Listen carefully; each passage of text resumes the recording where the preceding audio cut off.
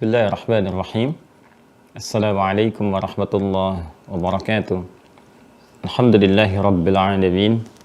Wassalatu wassalamu ala rasulillahil karimil amin. Sayyidina Muhammadin wa ala alihi wa sahbihi wa dhurriyyatihi wa ummatihi ila yaumiddin. Wa ba'd. Faya ahbaballahi wa ahbaba rasulihi sallallahu alaihi wasallam. Usi nafsi wa iyyakum bitaqwallahi faqad fazal muttaqun. فلا تموتن إلا وأنتم مسلمون فقال تعالى يا أيها الذين آمنوا اتقوا الله حق تقاته ولا تموتن إلا وأنتم مسلمون. Saudara-saudariku, keluarga besar Mira Ma'had Islam Rafiah Akhyar, dan juga teman-teman yang terhubung dalam saluran YouTube umumnya dimanapun Anda berada, berjumpa kembali dalam kajian kita di subuh kali ini. Tentu kita mengawali dengan bermohon pada Allah Subhanahu wa Ta'ala. Semoga aktivitas kita dari pagi ini dan selanjutnya dibimbing oleh Allah Subhanahu wa Ta'ala sehingga dapat tertenun dengan mengumpulkan nilai-nilai kebaikan. Semoga hamba-hamba Allah yang berkehidupan sampai detik ini namun belum beriman, dikuatkan jiwa mereka, dimantapkan hati dan lisan mereka untuk bersyahadat sebelum wafat kembali kepada Allah. Demikian para pelaku maksiat, dan dimungkinkan kita termasuk di dalamnya, diberikan kelembutan hati, disentuh jiwanya untuk bertobat sebelum wafat, dan tentunya mudah-mudahan sisa hidup kita dibimbing oleh Allah sehingga dapat menjalani kehidupan dengan hayatan thayyibah, kehidupan yang baik, tertata dengan mulia, dan berakhir dengan husnul khatimah insyaallah.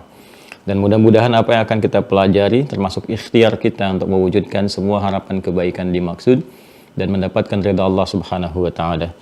Mari kita memulai dan melanjutkan kajian kita dengan bermohon juga kepada Allah sehingga dibimbing apa yang akan kita pelajari, dipahamkan dengan baik dan diberikan kekuatan untuk mengamalkan apa yang telah kita pahami itu. Allahumma faqihna fid din wa 'allimna ta'wil, Rabbana zidna ilma warzuqna fahma. Bismillahirrahmanirrahim. Di pertemuan yang lalu kita telah menyelesaikan pembahasan tentang nama-nama Allah Subhanahu wa Ta'ala yang mulia yang dibentangkan kepada kita untuk memanggilnya, berinteraksi dengan ibadah kepada Allah sekaligus melahirkan pahala-pahala kebaikan, yaitu nama-nama yang terkait dengan sifat-sifat cinta dan rahmat Allah Subhanahu wa Ta'ala yang terkandung dalam Al-Asma Al-Husna. Kita telah membahas bahwa Al-Asma Al-Husna yang disampaikan kepada kita setidaknya berjumlah kurang lebih 99 itu terbagi, terklasifikasikan pada 8 bagian sekaligus juga tingkatan-tingkatan yang terkait dengan nama-nama dan sifat-sifat mulia dimaksud. Kita telah sampai pada bahasan yang ketiga di antara 8 klasifikasi itu. Setelah kita selesaikan asma'un muta'alliqah bidzatihi ta'ala, nama-nama yang terkait dengan zat Allah. Kemudian asma'un muta'alliqah bitakwin, nama-nama yang terkait dengan proses penciptaan dan pembentukan. Kemudian asma'un muta'alliqah bisifatayil hubbi wa rahmah, nama-nama yang terkait dengan dua sifat yaitu cinta dan kedalaman kasih. Kita telah sampaikan bagaimana cara berinteraksi dengan menggunakan nama-nama dimaksud sesuai dengan kebutuhan yang kita tengah hadapi. Sekarang kita akan masuk pada nama yang keempat sebagai penguatan keimanan kita sekaligus praktek amalan kita. Saya akan mencoba cepat seperti apa yang saya sampaikan di pertemuan yang lalu sehingga materi-materi bisa tersampaikan secara lebih terfokus ya, dan esensinya kita dapatkan dengan lebih banyak. Bismillahirrahmanirrahim. Di halaman ke-30 yang sudah mendapatkan ini ya. Ya, tolong yang belum terhubung nanti di web ya, aktifkan akunnya. Nanti cek di web, ini di-download saja di halaman 30 ya, sekarang pada nomor yang keempat. Baik, bismillahirrahmanirrahim. 4. Rabi'an atau rabi'. Asma'un muta'alliqah bi'uzmatillahi wa jalalih, ya, nama-nama yang terkait dengan keagungan Allah Subhanahu wa Ta'ala. Saya ulangi, nama-nama yang terkait dengan keagungan Allah Subhanahu wa Ta'ala dan kebesarannya. Ya, wahia, dan nama-nama dimaksud adalah sebagai berikut. Perhatikan, kita baca Al-Azim, satu, Al-Azim. Yang kedua Al-Aziz, kan? Yang ketiga Al-Ali, kan? Yang keempat Al-Muta'ali. Yang kelima, Al-Qawi. Yang keenam, Al-Qahhar. 7, Al-Jabbar. Selanjutnya 8, Al-Mutakabbir. 9, Al-Kabir. 10, Al-Karim. 11, Al-Hamid. 12, Al-Majid. 13, Al-Matin. Selanjutnya Al-Zahir. 15, Dzul Jalali wal Ikram. Saya ulang ya. Al-Azim, Al-Aziz, Al-Ali, Al-Muta'ali, Al-Qawi, Al-Qahhar, Al-Jabbar, Al-Mutakabbir, Al-Kabir, Al-Karim, Al-Hamid, Al-Majid, Al-Matin, Al-Zahir, Dzul Jalali wal Ikram. Jelas ya? Baik. Sekarang kita coba akan tampilkan dulu teman-teman sekalian pendalaman makna yang dimaksudkan sehingga nanti kita bisa menempatkan sesuai dengan makna-makna yang terkait dengan kebutuhan-kebutuhan atau persoalan-persoalan yang kita alami. Baik, di sini asmaul muta'alliqah bi 'azmatihi ta'ala wa jalalih, ya. Nama-nama yang terkait dengan keagungan, ya. Ada nama-nama yang terkait dengan al-'azmah, ya, wal jalal.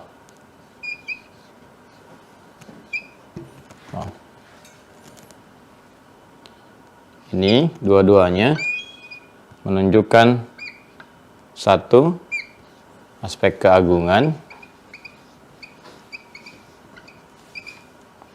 puncak dari kekuatan, kan?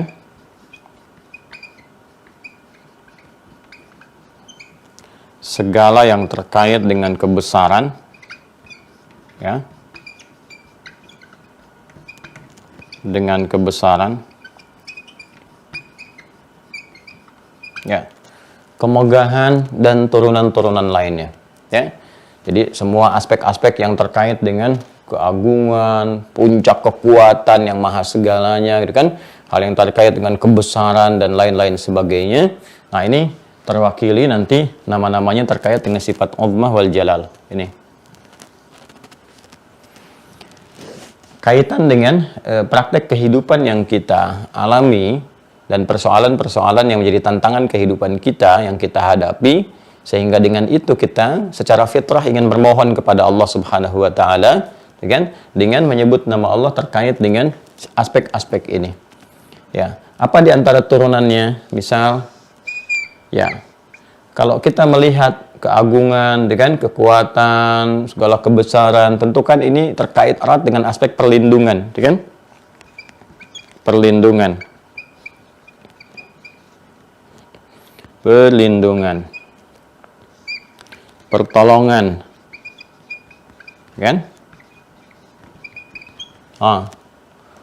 Ya, jadi ada aspek perlindungan, aspek pertolongan, dan ini hal-hal yang terkait dengan kesulitan yang sifatnya kompleks, yang rumit, yang tengah kita hadapi, ya. Kemudian misalnya kemudahan atau kebebasan dari tekanan-tekanan, gitu kan, ya, dan sebagainya. Nanti hal yang terkait termasuk dengan fisikal, ya. Misalnya nanti ada menghadapi tindak kezaliman tertentu, gitu kan, menghadapi tindakan-tindakan kekerasan tertentu dan sebagainya. Terus kita ingin bermohon kepada Allah untuk dilepaskan dari segala itu, ya. Sementara nanti hal-hal yang terkait dengan ini semua di luar batas kemampuan kita yang kita rasakan. Ini secara logika nggak mungkin, gitu kan. Nah, secara rasionalitas ini rasanya sulit dilakukan, ya. Maka dalam kondisi-kondisi seperti itulah kemudian secara fitrah kita akan terdorong untuk meminta tolong, meminta bantuan, ya. Dan kalau ini normal dalam kehidupan sehari-hari, kalau kita nggak mampu kan kita minta tolong, ya. Dan puncak segalanya kita memohon kepada yang maha mampu, ya, yang tidak ada mustahil baginya sedikit pun, satu apapun, karena dia yang maha kuat, dia yang maha agung, dia yang maha besar dan sebagainya. Baik, ya. Nah, nanti aspek ini akan kita bagi kepada dua bagian. Ya, hal-hal yang kita alami dalam kehidupan itu kan nggak lepas dari ujian. Ya, ujian ini nanti ada yang terkorelasi juga, ya, dengan praktek-praktek kehidupan yang mau tidak mau memaksa kita memohon kepada Allah dan untuk memilih nama-nama yang terbaik yang kita bisa munculkan terkait dengan kebutuhan kita. Nah, di ujian ini nanti sifatnya teman-teman sekalian ada tantangan-tantangan, Yang pertama, hadir dalam diri kita sendiri, ya. Diri kita sendiri yang salah memfungsikan sifat fujur. Ini sudah saya terangkan di awal ya, karena itu akan selalu terbawa dalam setiap pembahasan kita. Jadi saya sarankan kepada yang baru bergabung, tolong dilihat dari video awal sehingga terkorelasi sampai dengan ke pembahasan sekarang. Jadi tidak bertanya lagi apa itu fujur, apa itu ini, apa itu ya. Nah, jadi lihat yang sebelumnya sehingga terkesinambungkan ya sampai dengan pembahasan kita yang kini. Di review ya. Baik. Nah, ini konsepsi dari sifat fujur seharusnya kan dia menjadi katalis bagi sifat takwa, ya kan? Nah, ini seperti ini. Difungsikan untuk menjadi katalis ke sini. Ini sifat-sifat kebaikan ya, kemudian katalisatornya ada di sini. Jadi kalau di sini ada seperti saya sampaikan sabar misalnya kan, jujur, rendah hati dan sebagainya. Di sini ada marah yang berlebihan. Di sini kemudian ada dusta, dan ada sombong, ada ria dan seterusnya. Ya, saya pernah sampaikan sombong diciptakan bukan ingin menjadikan diri kita menjadi pribadi yang sombong, tapi untuk melatih ya sifat-sifat rendah hati supaya muncul. Dusta diciptakan bukan ingin menjadikan manusia pendusta, tapi supaya sifat jujur itu muncul. Seperti marah diciptakan bukan ingin menjadikan kita pemarah, supaya kesabaran itu terlatih, sehingga melahirkan kualitas dalam kehidupan, mudah menjalani setiap tantangan.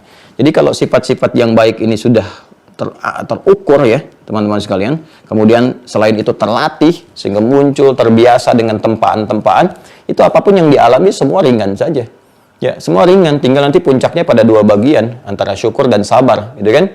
Ketika mendapatkan nikmat gak berlebihan, kita bersyukur. Makanya nanti ada Dzul Jalali wal Ikram di surah Ar-Rahman itu kan syukur-syukur terus tuh. Fabi ayyi ala'i rabbikuma tukadziban, fabi ayyi ala'i rabbikuma tukadziban. Tapi di ujungnya ditutup dengan apa?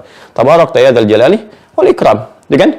Ya, sama ketika kita berdoa setelah sholat pun kan, dalam zikir kita, Allahumma antas salam wa minkas salam, ya, tabarakta ya Dzul Jalali wal Ikram. Kalau mau kita gabungkan dengan doa, ya, kita bisa katakan Allahumma antas salam wa minkas salam, ya wa ilaika ya'udus salam, hina rabbana bis salam wa adkhilnal jannata darus salam, tabarakta ya Dzul Jalali wal Ikram. Kan yang terakhir tadi kita baca, ya, Dzul Jalali wal Ikram kan? Baik, ini nanti ada hal-hal yang terkait dengan aspek positif, nanti yang kedua yang kita akan bahas. Nanti saya tunjukkan, yang kedua kita munculkan. Nah, jadi konsepnya seperti itu. Namun kan saya sampaikan di beberapa pertemuan yang lalu bahwa setan itu sudah mengajukan proposal kepada Allah, mengajukan permohonan untuk membuktikan kesombongannya. Nah, ini makhluk yang terakumulasi sifat sombong dalam dirinya sehingga enggan menaati perintah Allah. Itu yang dimaksudkan Quran surah kedua Al-Baqarah di ayat ke-34. Ya, jadi dia disifati langsung oleh Allah, aba, enggan menaati perintah Allah, wastakbar, karena ada akumulasi sifat sombong dalam dirinya. Wa idz qulna lil malaikati isjudu li adama fasajadu illa iblis, kan? Aba wastakbar, ya. Jadi iblis, nanti saya terangkan ketika masuk ke pembahasan malaikat siapa itu iblis. Namun secara cepat, iblis itu termasuk kalangan jin yang menyimpang. Ya, jin yang menyimpang, kana minal jinni fa fasaqa an amri rabbih, itu di Quran surah ke-18 Al-Kahf ayat ke-50. Ya, nanti turunan pasukan-pasukannya itu disebut dengan setan. Ya, nanti mereka yang mengajukan kepada Allah Subhanahu wa taala untuk kekeh bertahan dengan kesombongan. Jadi sombong itu kalau sudah terakumulasi, nah ini menjadi sulit untuk diberikan pencerahan-pencerahan, pengingat-pengingat, jalan-jalan kebaikan, karena ada akumulasi keburukan dalam diri. Makanya semua yang diangkat itu, semua yang diterima pun itu tertanamnya ke nafsu. Ya, ke kedalamannya. Ini yang diprovokasi ini. Ya, yang saya sampaikan di surah An-Nisa kemarin. Ya, kalau kita turunkan nanti dari ayat 116, 117, 118, 119 kita akan temukan ya bagaimana dia menyampaikan kepada Allah setelah menjelaskan tentang bahaya kemusyrikan, kemudian setan dilaknat, la'anahullah, la'attakhidanna min ibadika nasiban mafruḍa. Ya kan? Aku akan bersumpah ya Allah, izinkan aku untuk mengambil satu bagian yang telah engkau tetapkan sebagai bagian potensi fitrah dari manusia. Ya kan, cuma ada dua, takwa dan fujur, diambil ini. Ya. Nah, alih-alih ini ke sini teman-teman sekalian nih, untuk menjadi katalis dari sifat takwa. Nah, ini ternyata dimanfaatkan, diprovokasi oleh setan itu ya untuk berdiri sendiri, tegak sendiri. Ya. Dia bukan mensupport takwa, tapi diprovokasi oleh setan untuk berdiri sendiri, naik ke permukaan sehingga memberikan pengaruh kepada bagian-bagian tubuh kita yang seharusnya dibimbing oleh cahaya. Ya, ternyata yang datang adalah bagian-bagian gelap yang dibawa oleh setan. Ya, itu gelap datang, dibawa dituntun. Akhirnya sifat amarah, marah yang harusnya mensupport sabar untuk naik, marahnya menjadi dominan.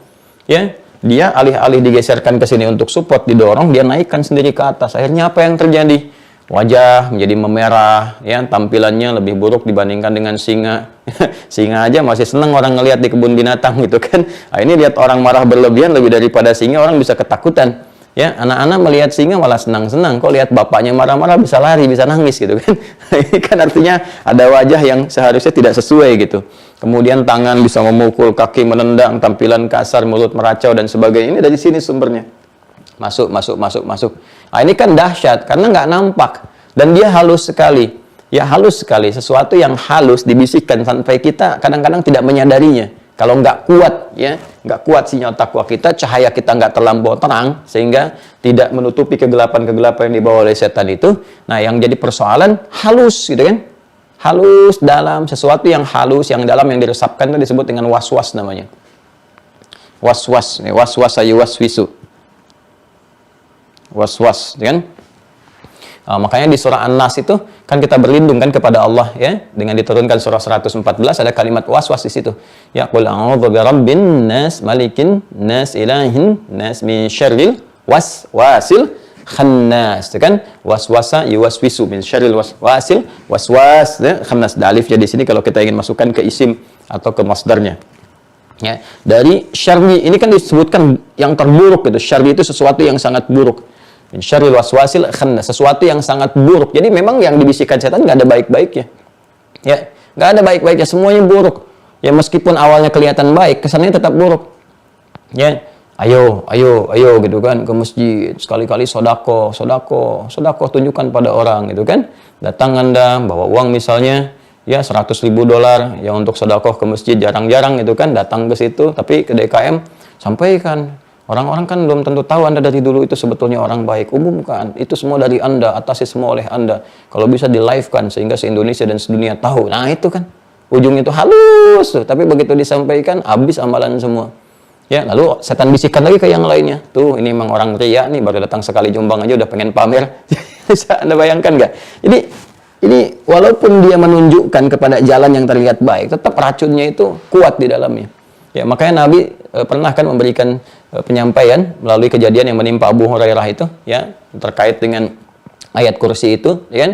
Karena Nabi mengatakan, walaupun apa yang disampaikannya benar, tetap dia salah gitu. Dan memang jalan-jalan yang dibangun oleh ini semua jalan keburukan, ya, jalan-jalan kesesatan, sehingga disebut dengan syaitan. Dari kata syaitana, sesuatu yang menjauhkan dari segala hal yang baik, dari segala yang mengandung rahmat, ya kan?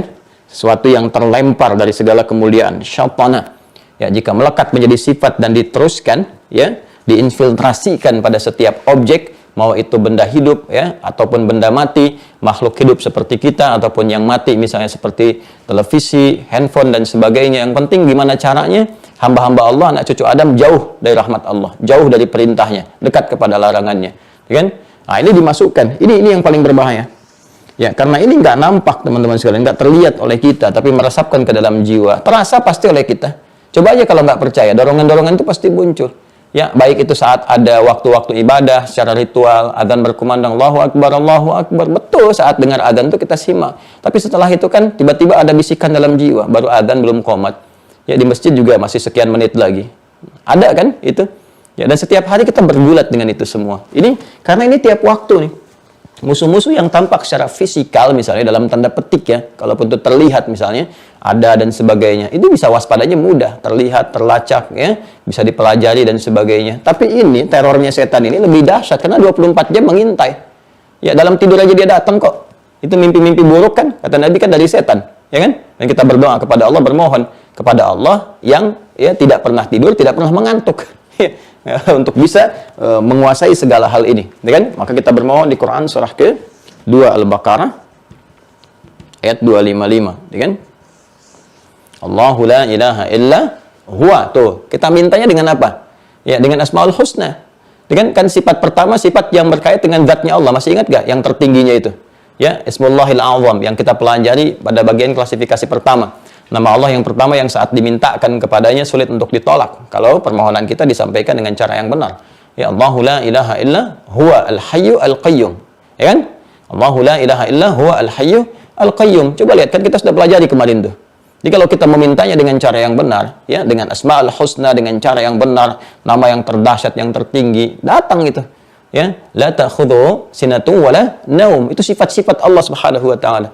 Nah, kenapa itu dipanjatkan kepada Allah, dimohonkan kepada Allah dengan kedahsyatannya? Karena kita sedang berhadapan dengan ya satu musuh yang paling dahsyat, 24 jam mengintai, dan dia mengaktifkan satu sinyal dalam tubuh kita, potensi yang seharusnya menjadi katalis, mensupport kebaikan, diarahkan berdiri sendiri untuk menghadirkan keburukan, sehingga dia melewati jalur nafas. Di nafas ini yang kita sebut dengan nafsu.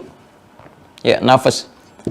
Awalnya kan netral, ada takwa, ada fujur. Tapi kalau ini dijadikan mandiri, ya, waqad khaba man dassaha, itu kan di surat Asy-Syams itu, kan? Waqad khaba man dassaha, maka akan nestapa, terhina orang-orang yang kemudian menepikan fungsi ini yang tadinya mensupport takwa, jadikan berdiri sendiri, mengikuti provokasi setan. Naik ini melewati jalur nafas, maka ini sering disebut dengan nafsu. Ya, maka diperintahkan ini untuk mengeluarkan segala yang buruk. Segala yang buruk, sesuatu yang buruk disebut dengan su namanya, jamaknya sayyiat. Ya, ini yang dimaksudkan Quran surah ke-12 Yusuf ayat 53. Tolong dicek ya di mushaf ya, di admin juga dicek ya, kalau nanti saya keliru saya tinggal tunjukkan ya. Quran surah 12 Yusuf ayat 53. Kemarin saya salah sebut ya, yang surah Al-Buruj itu ya, harusnya ayat 14 ya. Ya, yang betul-betul 22 ayat, saya sebutkan ayat 22. Surah Al-Buruj 22 ayat, ya, ayat ke-14 yang wahwal ghafurul wadud, ya. Kalau Anda teliti kemarin melihat, menyimak. Ini Quran surah 12 Yusuf ayat 53. Wa ma ubarri'u nafsi. Paling kiri sebelah atas. Wa ma ubarri'u nafsi. Innan nafsa ini la ammaratun bisu. Ada ayatnya? Illa ma rahima rabbi. Kan? Lihat ya. Dan kita tidak bisa menyebut diri kita suci. Ya, aku nggak bisa menetapkan diriku orang suci. Kenapa? Karena dalam diri kita itu ada potensi nafsu. Nafsu yang dimaksudkan dari sini nih, yang dikelola, diprovokasi oleh setan sini. Ya, baik. Innan nafsa, sungguh nafsu itu maksudnya ke sini ke fujur. La'ammaratun bisu, ya, akan konsisten memerintahkan kepada keburukan tuh su. Illa ma rahima rabbi, kecuali kan yang dirahmati oleh Allah, diberikan bimbingan, diberikan rahmat sehingga berjalan sesuai fungsi, ke sini supportnya ke takwa. Ya, dari sini nanti rahmat Allah dipancarkan, ada cahaya, nuruhum yas'a baina aydihim wa bi aymanihim. Tapi kalau di sini dia berdiri sendiri memancarkan keburukan ke sini. Ya. Sekarang pertanyaannya, bagaimana cara kita mendapatkan rahmat Allah? Kan untuk mengendalikan nafsu kita sehingga berjalan sesuai fungsi, mensupport takwa dan bisa menepikan setan. Sehingga kegelapan yang dibawa oleh setan itu, ya, kezaliman, zalim. Ya, zalim itu menempatkan sesuatu bukan pada tempatnya, itu zalim. Sedikit ya. Ini agak dalam ya, agak dalam. Saya mencoba sesistematis mungkin. Ya, zulmun, zalim itu orangnya. Ya, zalama yazlimu dan zulmun. Ya, orangnya disebut zalim. Ya. Korbannya disebut mazlum, zalim, ya kan? Jelas ya? Zalama itu ya sudah jadi diserap ke dalam bahasa Indonesia zalim. Ya. Kan sangat populer tuh dizalimi, dizalimi, itu dari kata ini, dari bahasa Arab tuh. Ya, zulmun itu menempatkan sesuatu bukan pada tempatnya. Itu asal pengertian bahasanya secara etimologi. Jadi secara etimologi, ya zalim itu ya orang yang menempatkan sesuatu bukan pada tempatnya. Zulmun itu keadaan atau sifatnya. Kan saya sering analogikan begini. Gelas gitu kan. Gelas itu kan digunakan untuk menampung air untuk minum. Gayung menampung air untuk mandi. Ada orang mandi pakai gelas, minum pakai gayung. Itu zalim namanya, menempatkan sesuatu bukan pada tempatnya. Kita tarik pemaknaan itu ke sini. Harusnya fungsinya fujur itu tempatnya mensupport takwa, kan? Tapi diprovokasi oleh setan sehingga dia tidak menjalankan tugasnya ini sesuai dengan fungsinya, bukan pada tempatnya. Alih-alih mensupport takwa, dia mengerjakan yang lainnya sehingga keluar dari tupoksinya, keluar di tempat semestinya. Ya, maka kemudian digerakkanlah oleh setan ini ya untuk mengeluarkan perintah-perintah keburukan alih-alih mensupport kepada takwa. Jadi setan ini bertugas mengalihkan semua fungsi dan tempat kebaikan yang telah ditetapkan bergeser menjadi nilai-nilai keburukan. Yang harusnya menjadi cahaya, ini kan takwa bawa cahaya. Nur, kita kan cahaya iman, dibimbing seperti saya sampaikan. Bahasa Qur'annya kan nuruhum yas'a baina aydihim wa bi aymanihim, ya. Harusnya kan dia bawa cahaya nih. Ya, mensupport supaya cahaya itu keluar. Ya. Nur. Kan? Kemudian apa yang terjadi? Setan membawa ini alih-alih menghidupkan cahaya, ini kan? Disupportkan membawa sesuatu yang buruk. Ya, lawan dari ini, ya lawan dari cahaya kan gelap. Ya kan? Gelap. Jadi diarahkan membawa nilai-nilai kegelapan. Makanya kalau orang berbuat yang buruk itu gelap. Kan kita katakan orang itu gelap hati tuh, ya kan? Ya, gelap hati lebih buruk dibandingkan dengan gelap mata. Sebetulnya itu kalimat fitrah, makna-makna yang ada dari sini. Ya. Nah, itu terus dilakukan banyak 24 jam sehingga ini menjadi jamak. Zulmun jamaknya zulumat. Ya, zulumat. Membawa kegelapan-kegelapan, memprovokasi pada keburukan-keburukan, menyalahkan tempat pada fungsi yang semestinya, itu kan? Didorong untuk berbuat buruk. Ayo tuh, ya bikin hoax, hina orang, ya bikin gibah, lisannya bicara, matanya menatap yang buruk, tatap ini, dengar itu, langkah kepada maksiat. Ini dari sini, sehingga terakumulasi zulmunya jadi zulumat, ya kan? Cahayanya nggak muncul. Nah, kita harus minta perlindungan kepada Allah. Supaya apa? Supaya kita itu dilepaskan dari provokasi yang menghadirkan zulumat dan berarah kepada cahaya nur. Makanya Al-Quran memberikan jalan minaz zulumati ilan nur. Yukhrijuhum minaz zulumati ilan nur. Ya kan? Dan kita kembalikan semua minta kepada Allah. Karena Allah lan nurun ala nur. Ya, pemberi cahaya di atas tingkat yang tinggi. Maka ketika kita bersandar, memohon, menjadikan Allah ya sebagai penolong kita, menjadikan Allah sebagai yang terdekat untuk melindungi kita, ya, menolong, melindungi, memberkahi, mengayomi, itu kalau dikumpulkan secara cepat namanya wali. Wali, ya kan? Makanya kan ada wali murid, ya kan? Wali bagi anak. Kenapa? Karena orang tua disebut wali, wali nikah karena sebelumnya dia melindungi, mengayomi, mengarahkan dan sebagainya. Guru disebut wali murid. Kenapa? Karena guru-guru itu mengayomi, ya kan? Memberikan perhatian, melihat perkembangan dan sebagainya. Dan puncak semuanya itu, puncak semua sifat-sifat tadi kembali kepada Allah. Makanya Allah menyebut dirinya wali, ya, puncak segala wali tertinggi dengan sifat-sifat yang tidak ada yang menyerupainya. Laisa kamitslihi syai', perlindungan yang sempurna, perhatian yang sempurna, ya, kebaikan-kebaikan yang sempurna. Maka turun Quran surah ke-2 Al-Baqarah ayat 257. Perhatikan baik-baik. Ya, Quran surah 2 ayat 257. Paling kanan, ya, sebelah atas. Itu terletak setelah ayat kursi itu. Ya, 255, 256, 257. Ya. Nanti ini ada hikmahnya urutan-urutan ini, ya. Perhatikan baik-baik. Allahu waliyyul ladzina amanu yukhrijuhum minadh dhulumati ilan nur. Ada ayatnya? Allahu waliyyul ladzina amanu, sungguh Allah akan menjadi wali, pelindung di situ maksudnya, ya. Pelindung, pemerhati, pengayom, pemberi kekuatan pada siapa? Orang-orang beriman. Di mana letak iman itu? Dalam qalbunya. Di mana? Di jiwa takwanya. Di sini. Yukhrijuhum minadh dhulumati ilan nur, akan mengeluarkan mereka, membebaskan mereka minadh dhulumat ini. Dari provokasi-provokasi setan membawa kegelapan ilan nur, kepada bimbingan cahaya. Ya. Lawan dari iman apa? Kufur. Pelakunya kafar, jamaknya kafaru. Walladzina kafaru awliya'uhumut taghut yukhrijunahum minan nuri ila dhulumat. Ya, taghut itu sifat isim fa'il dari sifat dari keadaan tagha. Tagha itu penyimpangan-penyimpangan. Bila melekat pada satu objek tertentu sehingga menjadi subjek pelaku, jadi taghin, jamaknya disebut dengan taghut. Dan puncak taghut yang terbesar itu provokasi setan. Karena dia menyimpangkan, tagha itu kan menyimpang dari keadaan yang benar. Ya, Fir'aun itu ketika menjabat punya kedudukan, dia menyelewengkan kedudukannya sehingga bertindak zalim ini. Ya, menyimpang dari kedudukan. Maka disebut idhab ila fir'auna innahu tagha. Ya kan? Idhab ila fir'auna innahu tagha. Jadi penyimpangan dari sesuatu, tagha. Ya, melekat pada pelaku, pelaku disebut taghin, jamaknya disebut taghut.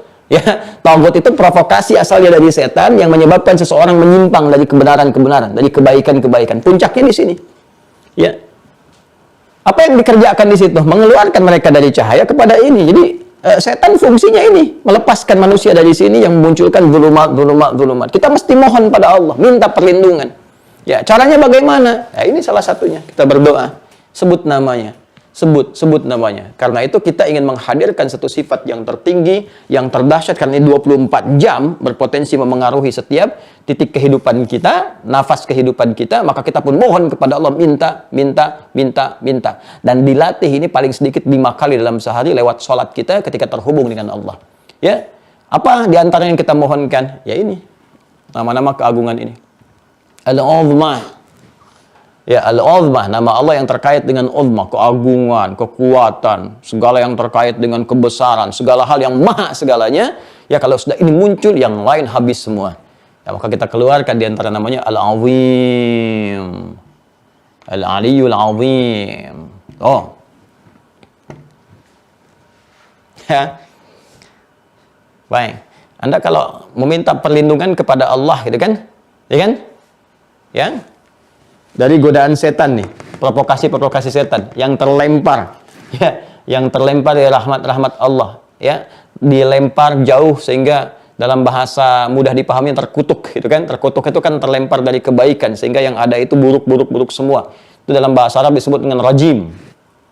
Rajim bermakna marjum. Ya. Kan Anda bacakan apa? A'udzubillah minasyaitonir rajim, ya kan? Ya, a'udzubillahi minasyaitonir rajim. Kita bacakan untuk memohon kepada Allah supaya, ya kan? Kita dilindungi dari keburukan-keburukan yang dihadirkan oleh setan, ya kan? Nah, ini yang terlempar dari keburukan-keburukan. Maka kita meminta dengan nama keagungannya. Al-Azim, Al-Ali, Al-Muta'alli, Al-Muta'ali, dan turunan-turunan yang lain tadi yang kita sebutkan. Ya, so kita katakan Allahu ya Allah ya Al-Azim, gitu kan? Ya Allah ya Al-Azim, ya Allah ya Al-Azim, ya Allah ya Al-Azim. Nah, ini. Ya, kita bisa hadirkan ini untuk memohon kepada Allah supaya dihadirkan kekuatan-kekuatan untuk mengendalikan keadaan nafsu kita. Kita bisa gunakan ini. Ya. Atau kita katakan misalnya seperti nama-nama yang dibentangkan di sini yang ditampilkan. Ya, ini yang pertama menggunakan kata azim karena yang terkait dengan kata uzmah langsung. Uzmah itu keagungan, sifat Allah yang terkait dengan segala keagungan, mencakup segalanya, kebesaran dan kekuatan. Nah, ini yang pertama kita keluarkan dari dua hal yang kita hadapi adalah provokasi setan yang 24 jam mengintai, itu menggerakkan nafsu. Kalau kita bisa kelola dengan baik, semua hal yang terkait dengan kehidupan kita bisa kemudian respon dengan cara-cara yang mulia. Tapi kalau nggak mampu mengendalikan itu jadi persoalan. Maka kita mohon kepada Allah. Allahumma ya Allah innaka antal azim. Allahumma ya azim. Allahumma la ilaha illa anta ya Allah subhanaka inni kuntu minadh dhalimin. Kan? Allahumma ya arhamar rahimin. Allahumma ya waliyul ladzina amanu ya akhrijna minadh dhulumati ilan nur. Ya Allah, wahai wali bagi setiap orang-orang beriman. Ya Allah, dengan segala kebesaran-Mu, ya Allah, dengan segala keagungan-Mu, ya arhamar rahimin, anugerahkan cahaya ke dalam jiwa hamba ya Allah. Bebaskan hamba dari provokasi-provokasi setan, jauhkan hamba dari keburukan-keburukan sifat dan sikap. Minta. Ya. Boleh kok kita panggil dengan panggilan ini, tapi harus ada dasar iman dalam jiwa. Karena kalimat ini dipancarkan dari keimanan. Waliyul ladzina amanu. Jadi kalau kita memohon dengan ketulusan jiwa kita, kebenaran hati kita, dan minta ini saat ada godaan-godaan itu. Minta dengan segala keagungannya. Nah, ini kalau mengalami gejolak-gejolak tadi, ya baik itu terkait dengan ibadah, misal saat kita sedang sudah ada panggilan, sholat dan sebagainya, kok hati kita ini kontrolnya belum stabil nih. Masih ada yang lihat sinetron, tuh kan? Ya, masih ada misalnya yang sibuk dengan pekerjaan, padahal mudah bagi Allah mewafatkan dia saat sedang beraktivitas itu. Pekerjaan yang tidak ditoleransi oleh syariat untuk tertunda. Ya, kalau ditoleransi bisa diteruskan dan itu ada solusinya, selalu ada solusinya. Ya, baik. Ini hal yang kita bisa hadirkan. Al-Aziz, ya, Al-Ali, Al-Muta'ali, Al-Qawi, Al-Qahar dan turunan yang lainnya. Jadi ini puncaknya nanti kita bisa sebutkan dengan ini kata azim di sini. Ya, Al-Azim, Al-Aziz dan hal-hal yang lain yang kita bisa hadirkan. Ini yang pertama. Jadi nanti kalau sedang ada gejolak, menghadapi godaan-godaan, kegelisahan, susah tidur, ya, susah tidur, itu boleh. Anda mohon kepada Allah. Kan yang ganggu setan itu. Ya, bukan sekedar kita lelah dan sebagainya atau misalnya pusing urusan-urusan kehidupan, nanti ada zikir-zikir yang lain untuk menenangkan hati. Di antara yang terbaik adalah Al-Qur'an. Ya, kalau sedang pusing pekerjaan misalnya macam-macam pikiran, kan? Yang sekiranya ada rumit dengan pekerjaan dunia tertentu, misalnya sulit tidur dan sebagainya, Anda bisa berwudu, kemudian setelah itu sholat, setelah itu baca Quran. Baca Quran aja. Ya, baca Quran. Terus gitu ya, nggak pusing aja baca Quran, ngantuk kok. Karena setannya datang, nggak pusing aja ngantuk gitu kan. Setannya hadir di situ karena ini ada provokasi. Baca. Ya, sama kalau kita sedang gelisah, sulit, atau anak-anak misalnya, ya kadang anak-anak sulit tidur atau bagaimana gitu. Nah, itu sudah suruh berbaring, meremkan dulu, ya, pokoknya tutup matanya, kita pegang kepalanya, ya kan? Bacakan ayat-ayat yang terkait dengan keagungan Allah, kedahsyatan Allah yang mengandung makna-makna tadi. Misalnya ayat kursi, gitu kan? Allahu la ilaha illa huwal hayyul qayyum la ta'khudhuhu sinatun wa la nawm, gitu kan? Dan seterusnya sampai ke bawahnya apa coba? Coba lihat ujung ayatnya. Wa huwal aliyyul azim. Coba lihat deh ayat kursinya. Gitu kan? Coba lihat ayat kursinya. Kan ditutup dengan kata ini, Al-Asmaul Husna. Jadi semua yang dibentangkan di awal itu menunjukkan keagungannya. Ya, jelas ya? Jadi ketika kita mohonkan kepada Allah, bisa langsung sebut namanya. Ya, saya nggak hafal Ustadz ayat kursi aja gitu kan. Kalau ada setannya, saya memang lempar dengan kursinya sekalian aja gitu. Ya, nggak demikian juga. Jadi Anda bisa bacakan langsung dengan namanya. Saya belum hafal, buka mushaf sambil baca. Ya, kalau misalnya sulit, dengan singkat saja sambil kita berusaha menghafal. Ya, membaca dengan iman, kita baca dengan nama ujungnya saja. Ya, tapi dengan iman kita, ya Al-Azim, ya Al-Azim, ya Al-Azim, ya Allah yang Maha Agung, Maha segalanya, ya Allah. Kan berikan kekuatan kepada anak hamba, ya Allah, untuk tenang, untuk nyaman, untuk tidur dengan enak. Minta sama Allah. Yang ya Allah, Engkau titipkan dia kepada aku untuk merawatnya, memberikan ketenangan kepadanya dengan izin-Mu. Maka mohon ya Allah, dengan segala janji dan kebesaran-Mu ya Allah, berikan kekuatan kepadanya untuk beristirahat, untuk baik dan sebagainya. Enak. Minta sampai kemudian dia beristirahat. Ya, kalau kita belum misalnya menghafal dan lain sebagainya, kita bisa putarkan murattal, kita bacakan di situ. Nanti salah satunya tadi di Quran surah ke-2 Al-Baqarah ayat 255 yang ditutup dengan nama yang sama, yaitu nama yang terkait dengan keagungan kebesaran Allah Subhanahu wa taala. Ya, yang kedua, ini gangguannya datang secara eksternal. Ya, di luar kita nih. Kalau tadi kan dalam diri kita nih ya, diprovokasi oleh setan, bersumber pada diri kita sendiri. Ayat-ayatnya sudah saya bacakan, kemudian juga sifatnya sudah saya terangkan. Nah, ini kita bisa meminta kepada Allah Subhanahu wa taala dengan menyebut namanya. Ya, misal ada yang mengintimidasi, ada yang mengganggu, ada yang mengancam, kan? Ingin menyingkirkan, menyungkurkan dan aspek-aspek yang lainnya. Anda bisa mohonkan kepada Allah, meminta dengan nama yang terkait dengan keagungan dan kebesaran yang mengandung perlindungan. Ya. Misal apa di antaranya? Yal Qahar. Ya, Yal Qahar, yang maha dahsyat kuasanya, menguasai segala hal. Yal Jabbar. Ya, Yal Jabbar. Yang menggenggam segala kekuatan, gitu kan? Segala kemuliaan dan kebesaran-kebesaran. Al-Qawi, yang semua kekuatan itu ada pada puncaknya, gitu kan? Ada pada Allah Subhanahu wa taala. Jadi Anda bisa mohonkan kepada Allah Subhanahu wa taala dengan langsung menyebutkan, misalnya Anda gabungkan tiga-tiganya boleh. Allahumma yal qawiyul qahharul jabbar. Ya Allah yang memegang segala kekuatan, ya Allah, menggenggam segala kemuliaan, kebesaran, keagungan, yang menguasai segala hal, ya Allah, yang bisa menaklukkan apapun yang Kau kehendaki, gitu kan? Yang bisa menghancurkan apapun yang Kau inginkan. Hamba mohon ya Allah dengan segala kekuatan kebesaran-Mu, hamba sedang terdolimi ya Allah, dan Kau maha tahu dengan kedoliman ini. Hamba ingin menegakkan kebenaran, kebaikan. Namun mereka melakukan ini ya Allah. Mereka ingin begini ya Allah. Hamba ingin jujur di perusahaan, tapi hamba ditekan begini ya Allah. Hamba ingin jujur di pekerjaan ya Allah, tapi hamba kemudian diganggu begini ya Allah. Dan hamba nggak punya kuasa melebihi batas yang bisa hamba kemudian lakukan ya. Anda bisa mohon kepada Allah dengan kalimat-kalimat kita, sebut nama Allah. Allahumma yal qahhar, yal jabbar, yal qawi, kan? Minta, terus zikirkan sampai ada kelapangan di jiwa kita. Ya, jadi bukan sekali minta, enggak. Sampai iman kita itu ada getaran di jiwa kita, merasakan ketenangan. Ya, makanya kita dilatih 33 itu bukan formalitas menyebutkan 33 pasca sholat. Subhanallah, subhanallah, subhanallah. Bukan begitu caranya. 33 itu gambaran, ya, gambaran jumlah tertentu yang diharapkan dengan jumlah itu memberikan getaran kepada jiwa sehingga muncul rasa, ada feel dalam hati kita. Jadi bukan sekedar subhanallah, subhanallah, subhanallah, subhanallah, subhanallah, subhanallah, alhamdulillah, alhamdulillah. Tidak. Yang dimaksud itu getaran.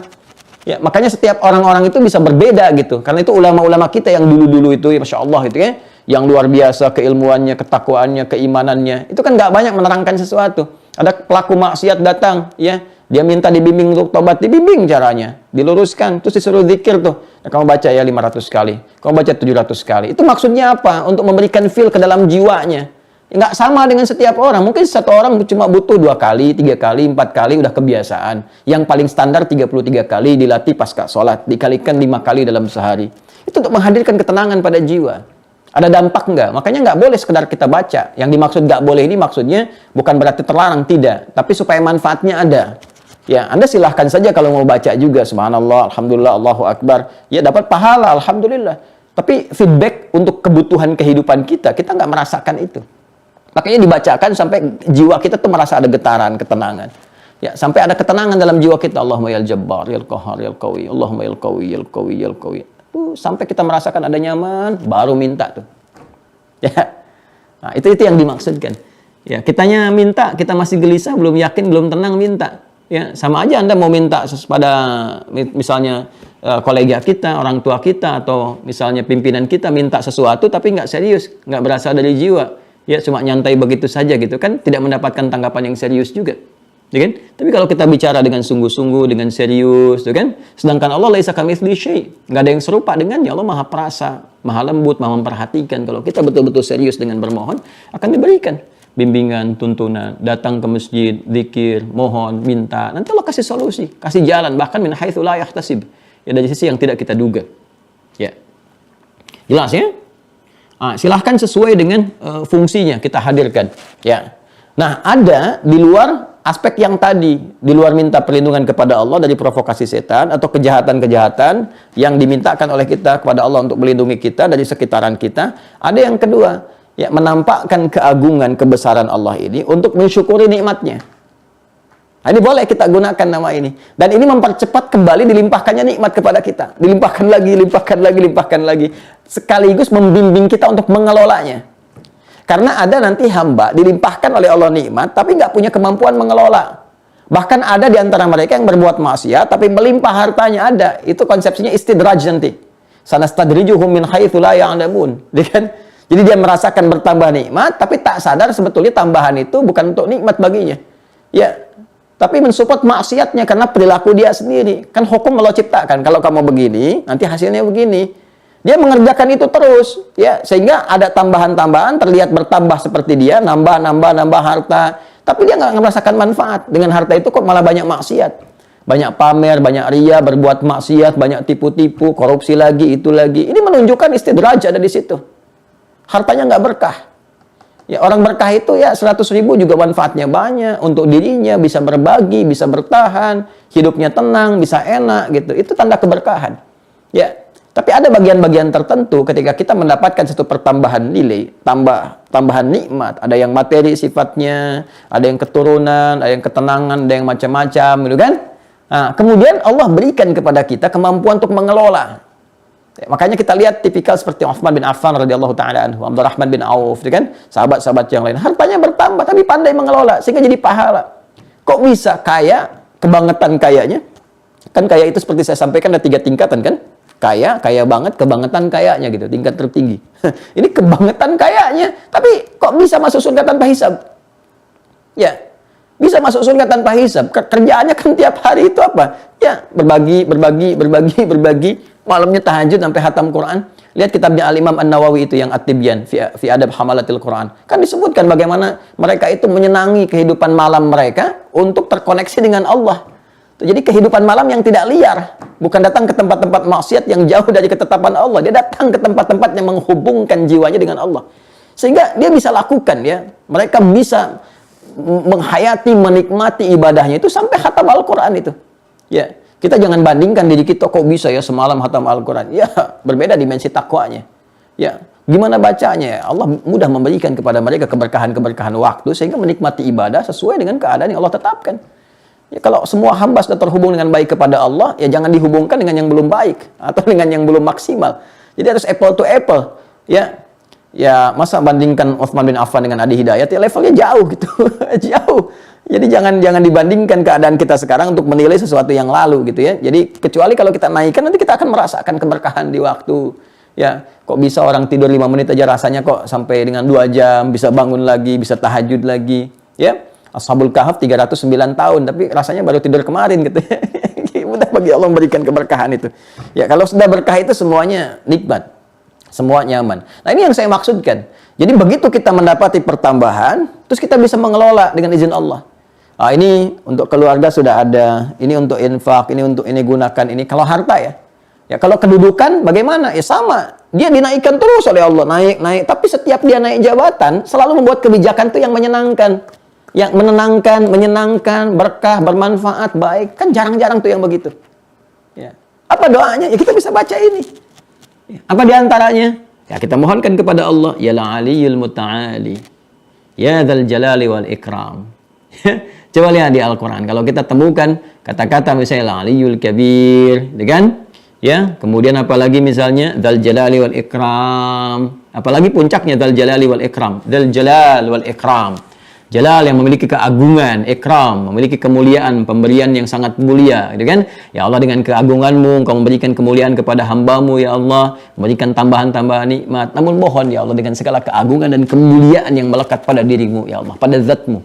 Ya Allah, mohon dengan semua kebesaran dan keagungan itu, kemuliaan itu, berikan hamba kekuatan untuk mampu mensyukuri nikmat-Mu dengan cara menggunakan semua nikmat ini sesuai dengan apa yang telah Engkau tetapkan. Tabarakta ya dzal jalali wal ikram. Maka semua keberkahan melekat padamu, ya Allah. Engkau yang punya. Tabarakta, Engkau yang memiliki keberkahan. Engkau yang menganugerahkan keberkahan. Ya dzal jalal. Ya hai Allah yang memiliki segala keagungan, yang memberikan berkah pada setiap hamba, setiap makhluk yang Kau inginkan. Wal ikram, dan memuliakannya. Ya, maka kita bisa memohon kepada Allah. Misal ketika Allah titipkan kepada kita satu harta benda, ya, yang kita nilai, oh ini di atas rata-rata, cukup baik, fasilitas ada macam-macam. Biasakan zikir tadi, supaya diberi kekuatan mengelola, supaya nggak ria. Telat kalau ria, sudah ada korun duluan, hartanya lebih kaya dibandingkan kita sekarang, siapapun. Jadi kalau kaya, kemudian pengen pamer sekarang, terlambat, kejauhan, yang dulu tenggelam juga. Ya, jadi lebih baik pakai zikir. Ya dzal jalali wal ikram, ya al-aliyul muta'ali, kan? Ya, minta, keluarkan ini. Ya, mohon. Nah, sesuai penempatannya. Nanti kalau seperti itu dibimbing nanti, dibimbing, dan seterusnya. Ya. Kemudian Al-Aziz, kita bisa ambil beberapa ayat dalam Al-Quran untuk mempraktekkan ini, untuk mengarahkan pada kedudukan misalnya. Seperti Ali Imran. Ya, Ali Imran, Quran Surah 3, ayat 26 sampai dengan 27. Ya. Qulillahumma malikal mulki tu'til mulka man tasha' wa tanzi'ul mulka mimman tasha' wa tu'izzu man tasha'. A'azza yu'izzu, sifat Allah yang melekat pada kalimat ini atau ayat ini adalah Al-Aziz. Wa tu'izzu man tasha' wa tudhillu man tasha' biyadikal khair innaka 'ala kulli syai'in qadir. Ya. Sudah? Ini boleh nih ya para pejabat gitu kan. Ini zikirnya boleh pakai ayat ini, Ali Imran ayat 26. Ya, boleh kalau mau diteruskan sampai dengan ayat 27-nya, boleh. Ya, tulijul laila fin nahari wa tulijun nahara fil lail, dan seterusnya. Boleh Anda zikir ini. Ya. Nanti kita akan diberikan oleh Allah kesadaran. Ya, jangan memaksakan sesuatu berlebihan, nggak harus menyogok untuk mendapatkan jabatan. Karena Allah sudah kasih kaidah itu dasar dalam jiwa kita. Qulillahumma malikal mulki tu'til mulka man tasha. Katakan semua kedudukan, semua jabatan itu Allah yang berkehendak untuk menetapkan. Ya, pada siapa yang dikehendaki? Ya, rumusnya bagaimana? Kalau Allah kemudian ingin memberikan aura-aura kebaikan sehingga menyebar luas, mendapatkan manfaat dari sosok pemimpin yang baik, yang punya jabatan yang baik dalam level apapun itu, ya. Baik di rumah tangga, kan pemimpin juga, di pekerjaan, di perusahaan, di birokrasi, di lembaga, sampai pemimpin bangsa, negara, dan sebagainya. Ya, kalau Allah berkehendak nih ada kebaikan nih, kekurangannya yang ada sudah nih, tertutupi sebagian. Nanti akan diberikan ya ke amanah, ketetapan, kepercayaan, nanti akan menyebar kebaikan-kebaikan nih. Tapi kalau ada keburukan yang tersembunyi ya di sekitaran kita yang kurang bagus, yang kita nggak lihat ya, kadang-kadang ditampakkan nih. Nah ini munculkan dulu satu yang memang nggak kelihatan baiknya sekaligus, atau memang nggak kelihatan baik, supaya terlihat keburukan yang lainnya tampak di sekitaran kita. Nanti akan dihadirkan sosok yang lebih baik yang menutup semua itu. Ya kadang-kadang demikian.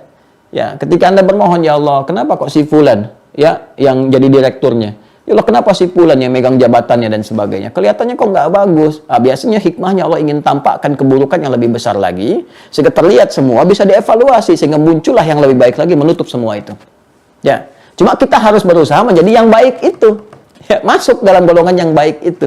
Sehingga penyiapan-penyiapan, kebaikan-kebaikan melekat pada jiwa kita, dimanapun level kehidupan kita.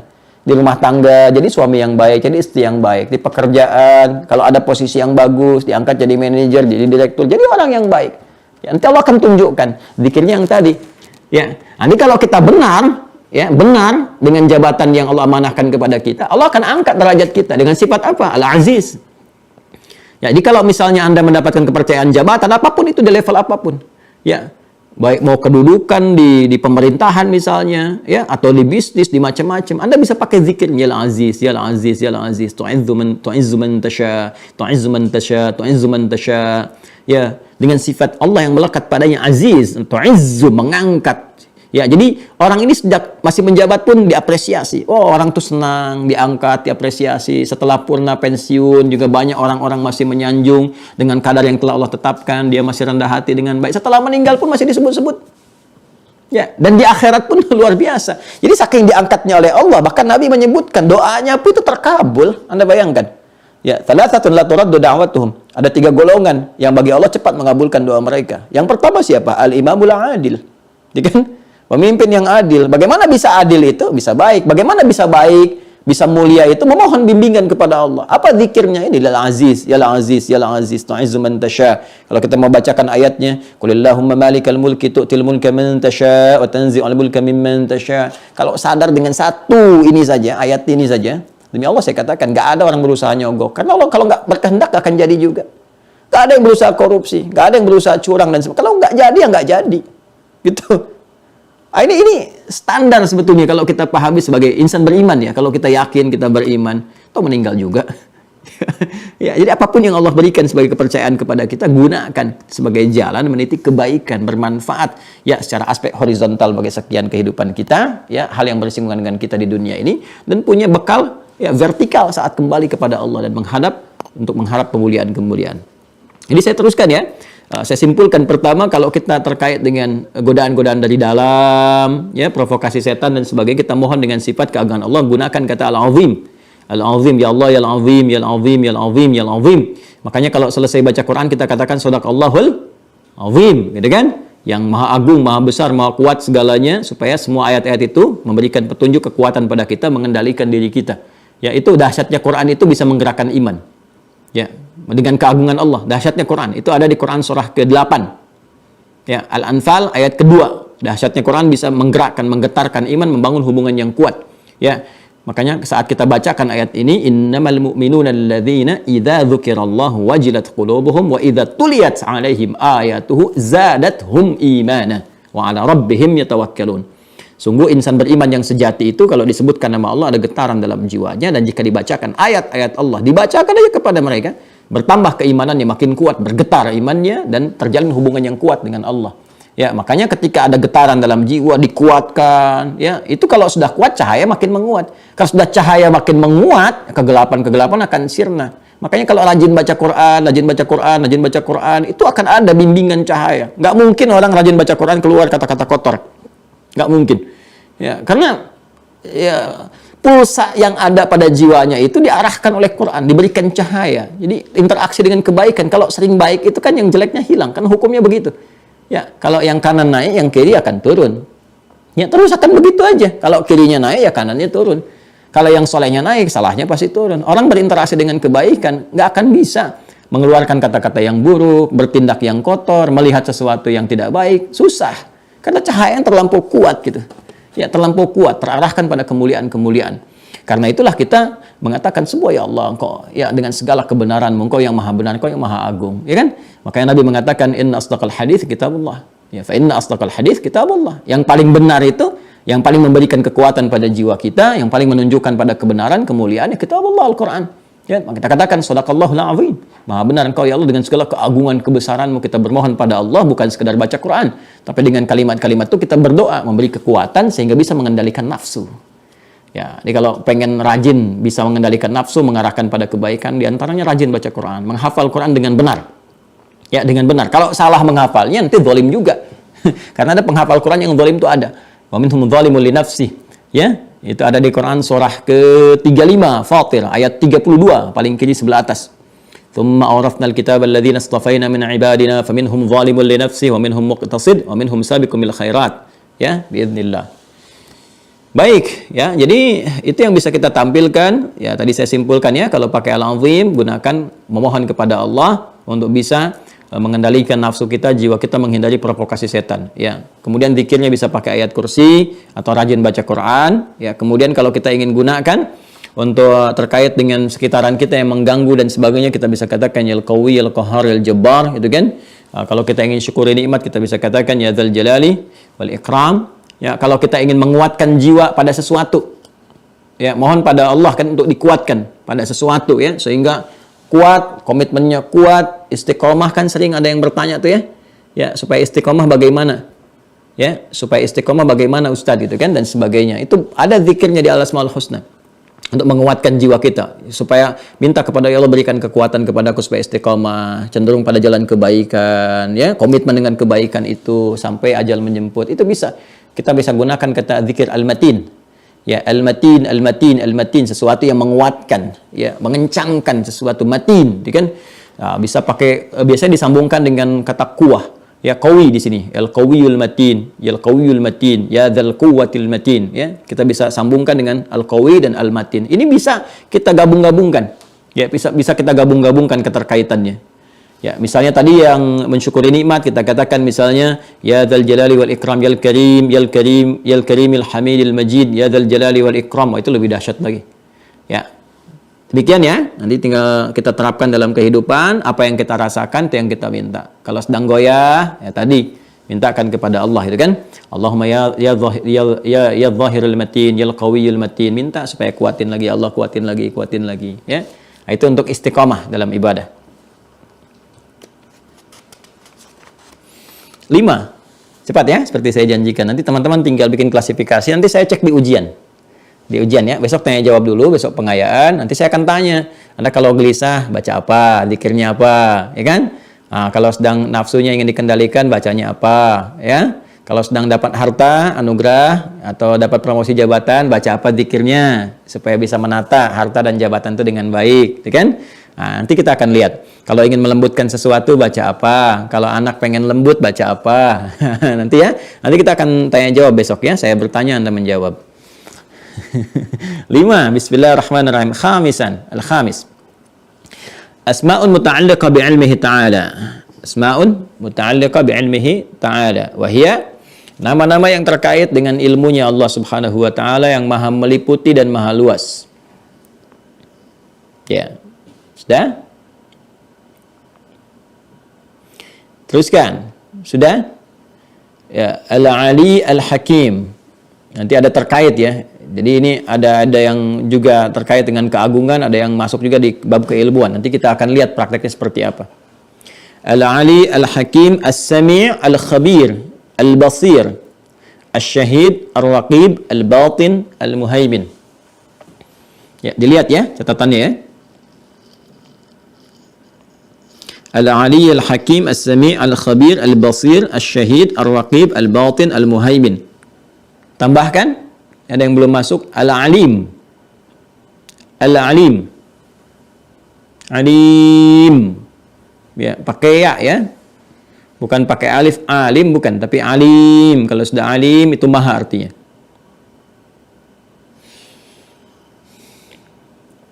Baik, jelas?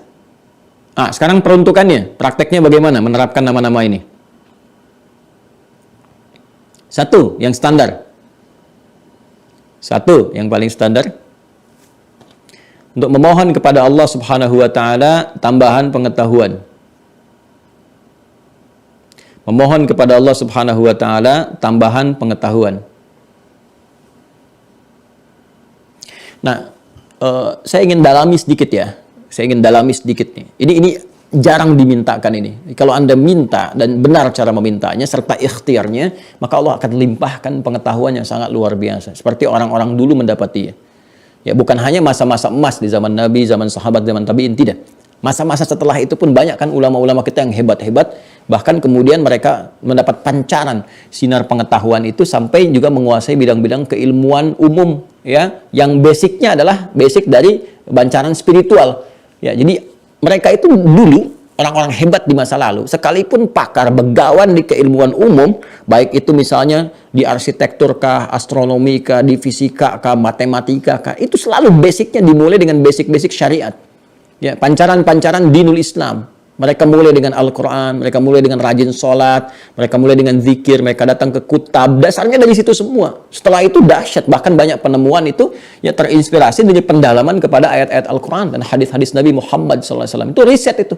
Riset. Makanya saya tuh mengajak, yuk nanti murid-murid saya yang di Mira ya, saya pengen tahu nanti profilnya tuh nanti kita arahkan untuk meriset. Saya kasih nanti nih ayat ini coba riset, hadis ini coba riset. Demi Allah saya katakan, kita punya perangkat yang sangat berlimpah. referensi yang sangat luas. Itu kalau kita mau riset, karena kan ini sumbernya otentik, langsung dari Allah, langsung dari Rasulullah, yang pasti benarnya. Ya, makanya untuk mendapatkan informasi itu semua ketat itu. Ya, nggak ada satu sebuah sistem penggalian pengetahuan yang dimiliki oleh siapapun, ya, atau dari kelompok manapun atau keyakinan manapun yang seketat orang Islam, nggak ditemukan. Coba Anda bisa bayangkan, ya, Quran itu sampai kepada kita, itu kan sangat luar biasa. Itu penjagaan langsung dari Allah. Kalau itu nggak bisa disoal, bagaimanapun caranya, nggak mungkin ketemu celahnya. Tapi hadis, ya, di mana ada kita mendapatkan satu informasi yang setelah berabad-abad, 15 abad, tersampaikan kepada kita dengan seleksi yang sangat luar biasa ketat. Jadi ketahuan nih, si fulan diterima dari siapa. Bayangkan 15 abad masih ketahuan. Dia dapat dari si fulan, sampai ke Nabi. Sampai kita terima pun masih ada transmisinya, disebut dengan sanad itu. Itu kan sangat luar biasa gitu. Itu nggak sembarangan teman-teman sekalian, ya. Dan bagaimana bisa punya kekuatan menghafal ribuan, ratusan ribu, jutaan, sampai bisa kemampuan menuliskan. Itu punya kemampuan menuliskan. Ada orang hafal nggak bisa nulis, ya. Dan jangan dibayangkan seperti sekarang ada apa namanya komputer, sebelumnya mesin tik, itu pakai tangan bisa nulis. Berjilid-jilid kitab itu, ya. Dari kadang satu pembahasan itu berapa jilid gitu. Ya, Sahih Al-Bukhari itu syarahnya berapa jilid?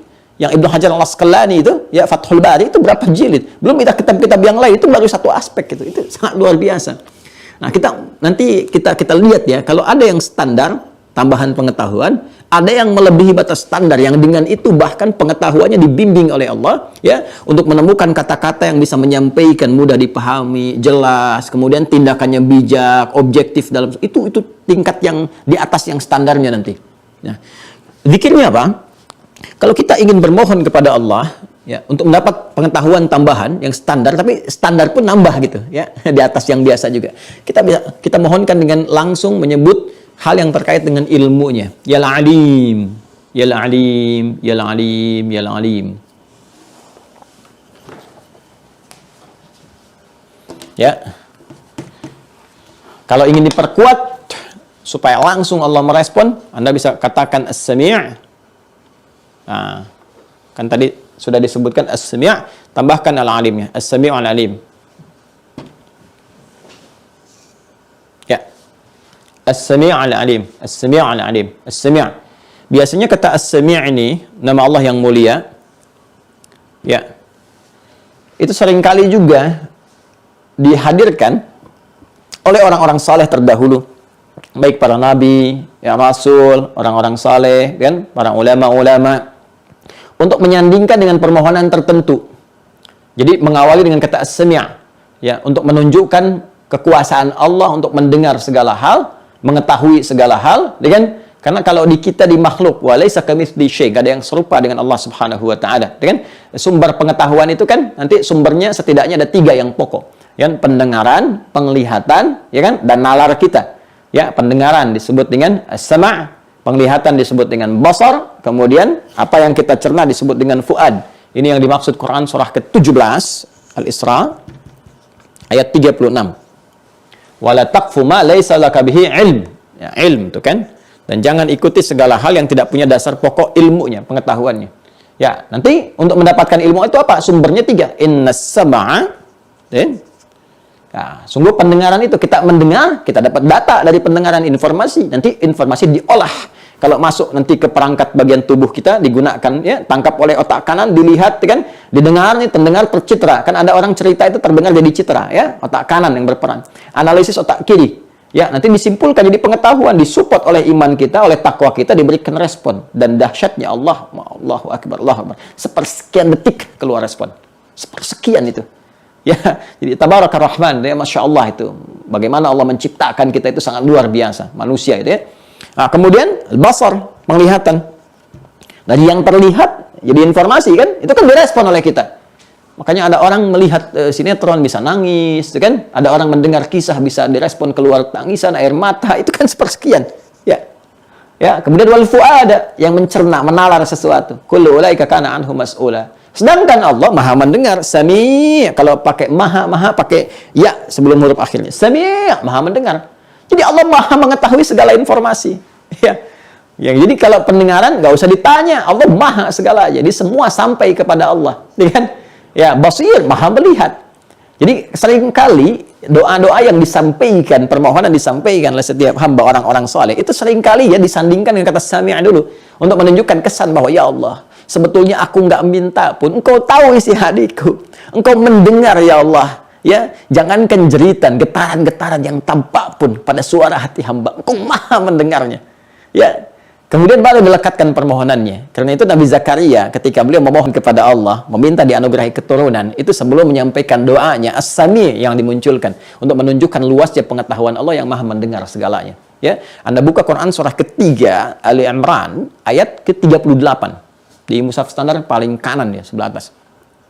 Quran surah 3 Ali Imran ayat 38. Hunalika da'a Zakaria qala rabbi habli min ladunka dzurriyyatan thayyibah innaka sami'ud du'a. Kan? Karena mudhaf ilaih ini hilang alif lamnya karena disambungkan kepada kalimat setelahnya yang menggunakan alif lam. Sami'ud du'a. Nanti kalau masuk belajar bahasa Arab, insyaallah kita bahas itu. Apa mudhaf ilaih, apa nakira, apa ma'rifah dan sebagainya. Ya kan? Sami'a. Jadi kalau kita terjemahkan, enak sekali tuh. Enak sekali, Masya Allah. Ya, duhai Allah. Ya, di mihrab itulah Nabi Zakaria bermohon kepada Allah. Dia berkata, ya Allah, semua mengatakan aku punya keterbatasan. Semua mengatakan istriku tidak akan mampu melahirkan. Dia divonis secara medis, secara klinis, sudah mandul dan menopause. Mereka mengatakan aku terbatas. Ketika mereka mengatakan aku punya keterbatasan, maka aku mohon kepadamu yang tidak pernah punya batas dalam pemberian. Habli, ya Allah yang maha wahab, yang memberi tanpa batas. Anugerahkan kepadaku darimu saja ya Allah. Aku tidak bermohon kepada yang lain karena mereka mengatakan semua terbatas. Maka aku mohon kepadamu yang tanpa batas dalam pemberian. Anugerahkan aku keturunan dari sisimu saja ketetapannya ya Allah. Engkau pasti mendengar doa hamba. Dengan ilmumu engkau pasti mendengar doa hamba. Kalau pada yang maha mendengar pun ya Allah, doa hamba belum terkabul, lantas kepada siapa lagi hamba mesti mengadu? Kepada siapa lagi hamba mesti memohon? Tunjukkan kepada hamba dengan cara apa lagi hamba mesti memohon. Maka apa yang terjadi? Pakai fa. Ya, harfu atfin rabitin baina syai'aini bila hudud. Yang menyambungkan dua peristiwa cepat tanpa jeda. Peristiwa pertama berdoa, peristiwa kedua terkabulnya doa. Antara berdoa dengan terkabul nggak ada jeda. Begitu selesai doa langsung terkabul. Fanadathul malaikatu ayat 39-nya. Fanadathul malaikatu wa huwa qa'imun yusalli fil mihrab. Annallaha yubashshiruka bi Yahya. Dan seringkali kata as-sami' disandingkan dengan kata alim. Innaka antas sami'ul alim, kan? Ya, innaka sami'ud du'a, ya. Kalau yang sami'ul alim contoh di Ali Imran itu kan ayat 35, ya. Idz qalat imra'atu Imran rabbi inni nadhartu laka ma fi batni muharraran fataqabbal minni innaka antas sami'ul alim. Kan? Innaka antas sami'ul alim tuh. Ya. Kau maha mengetahui isi hati hamba ya Allah. Bahkan sebelum hamba mohonkan kepadamu, duhai Allah, ya, ayah anak yang dikandung ini telah meninggal, telah menghadap kepadamu, Imran maksudnya, ya. Sedangkan aku bernadar kepadamu, ya Allah, seperti dulu dengan suamiku berharap, bermohon, meminta supaya dianugerahi anak yang baik, yang soleh, meneruskan risalah kenabian, kemuliaan, dengan mohon ya Allah, aku bernadar kepadamu menjadikan anak yang dikandung ini nanti ya Allah, anak yang soleh, mengabdi kepadamu saja, menunaikan kebaikan-kebaikan sesuai dengan perintahmu. Engkau pasti maha mengetahui sebelum aku panjatkan, karena engkau maha mendengar bisikan-bisikan yang ada dalam jiwaku, bahkan sebelum aku mohonkan. Apa yang terjadi? Dikabulkan oleh Allah. Lahir perempuan, kan? Lahir. Falamma wada'at saqalat rabbi inni wada'tuha untha. Itu yang di ayat 36-nya, seterusnya sampai dirawat, ditunjukkan pada jalan kebaikan di ayat 37-nya. Jadi ini, teman-teman sekalian, Anda bisa mohonkan kalau ingin tambahan pengetahuan kepada Allah, ya, para pelajar, ya, adik-adik yang sedang belajar tingkat manapun ingin ditambahkan oleh Allah, minta. Allahumma ya alim, Allahumma innaka antas sami'ul alim. Terus masukkan doanya. Rabbi zidni ilma warzuqni fahma, ya. Allahumma ushhidu bi annaka antas sami'ul alim.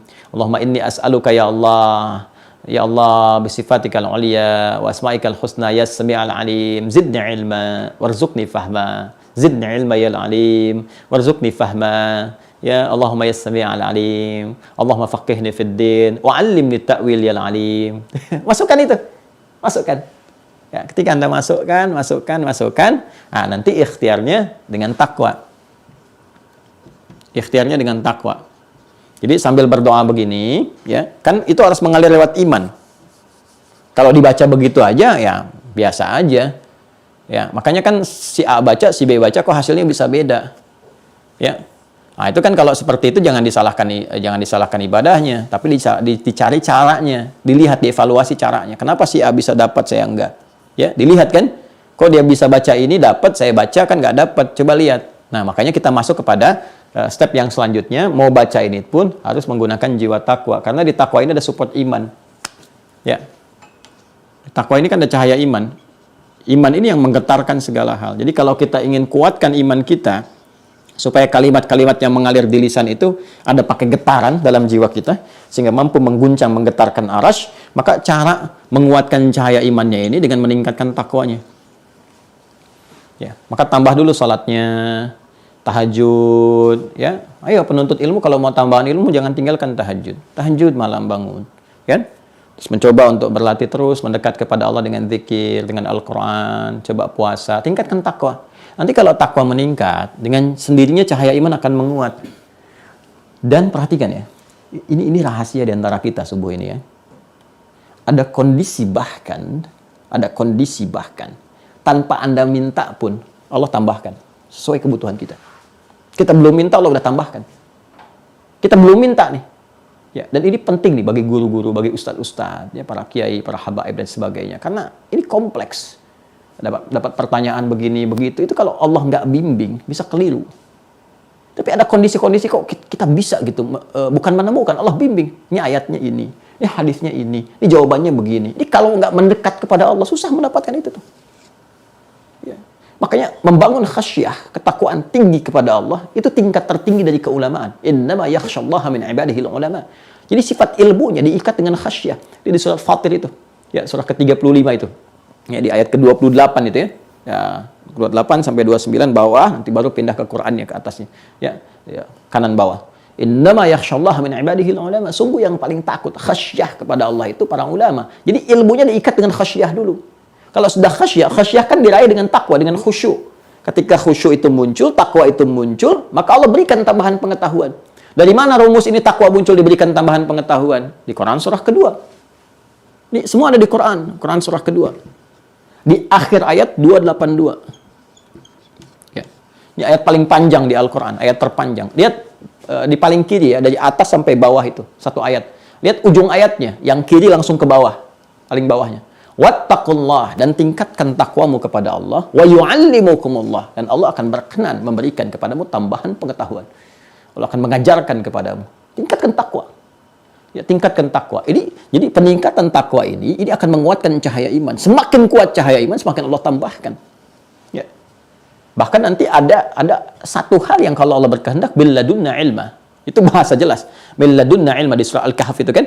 Ya, ketika Nabi Musa alaihissalam berkonsultasi pada seorang hamba yang soleh, yang Allah berikan tambahan pengetahuan dari sisinya. Yang orang kenal dengan laduni, tapi laduni itu bukan sembarangan dapat, tidak ada ikhtiarnya juga. Tetap dia belajar. Minimal belajar meningkatkan ketakwaan, nanti ada pemberian dari Allah. Ya.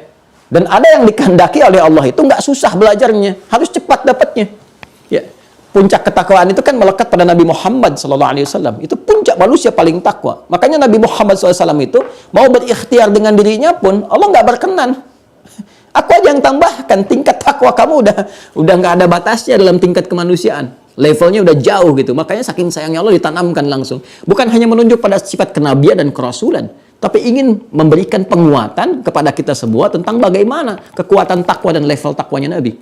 Ya, coba lihat dalam prosesi wahyu turun itu kan, begitu Nabi ingin menggunakan kekuatan dirinya untuk berikhtiar menghafalkan, ya, mendapatkan itu, ingin cepat menangkap, membacakannya dengan cepat dengan lisan walau dibimbing malaikat. Apa jawaban Allah itu? Turun Quran surah 75 kan?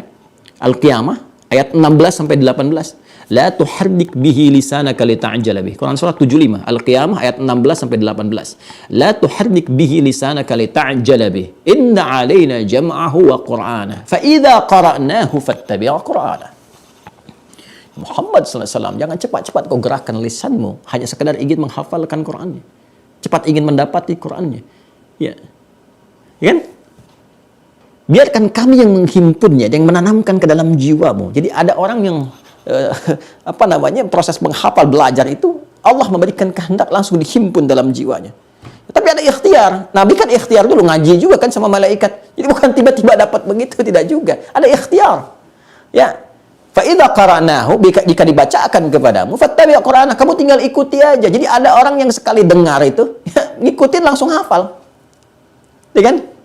Ya, kalau kita katakan ini nabi, wajar. Iya betul, nabi, rasul, mudah bagi Allah tanamkan. Karena sifat nabi, rasul, karena tingkat ketakwaan tinggi, langsung diajarkan.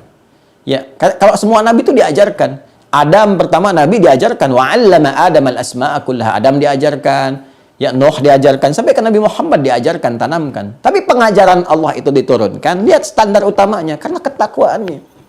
Itu yang menjadikan kita itu bisa meniru, mengikuti polanya, walaupun nggak sampai ke derajatnya.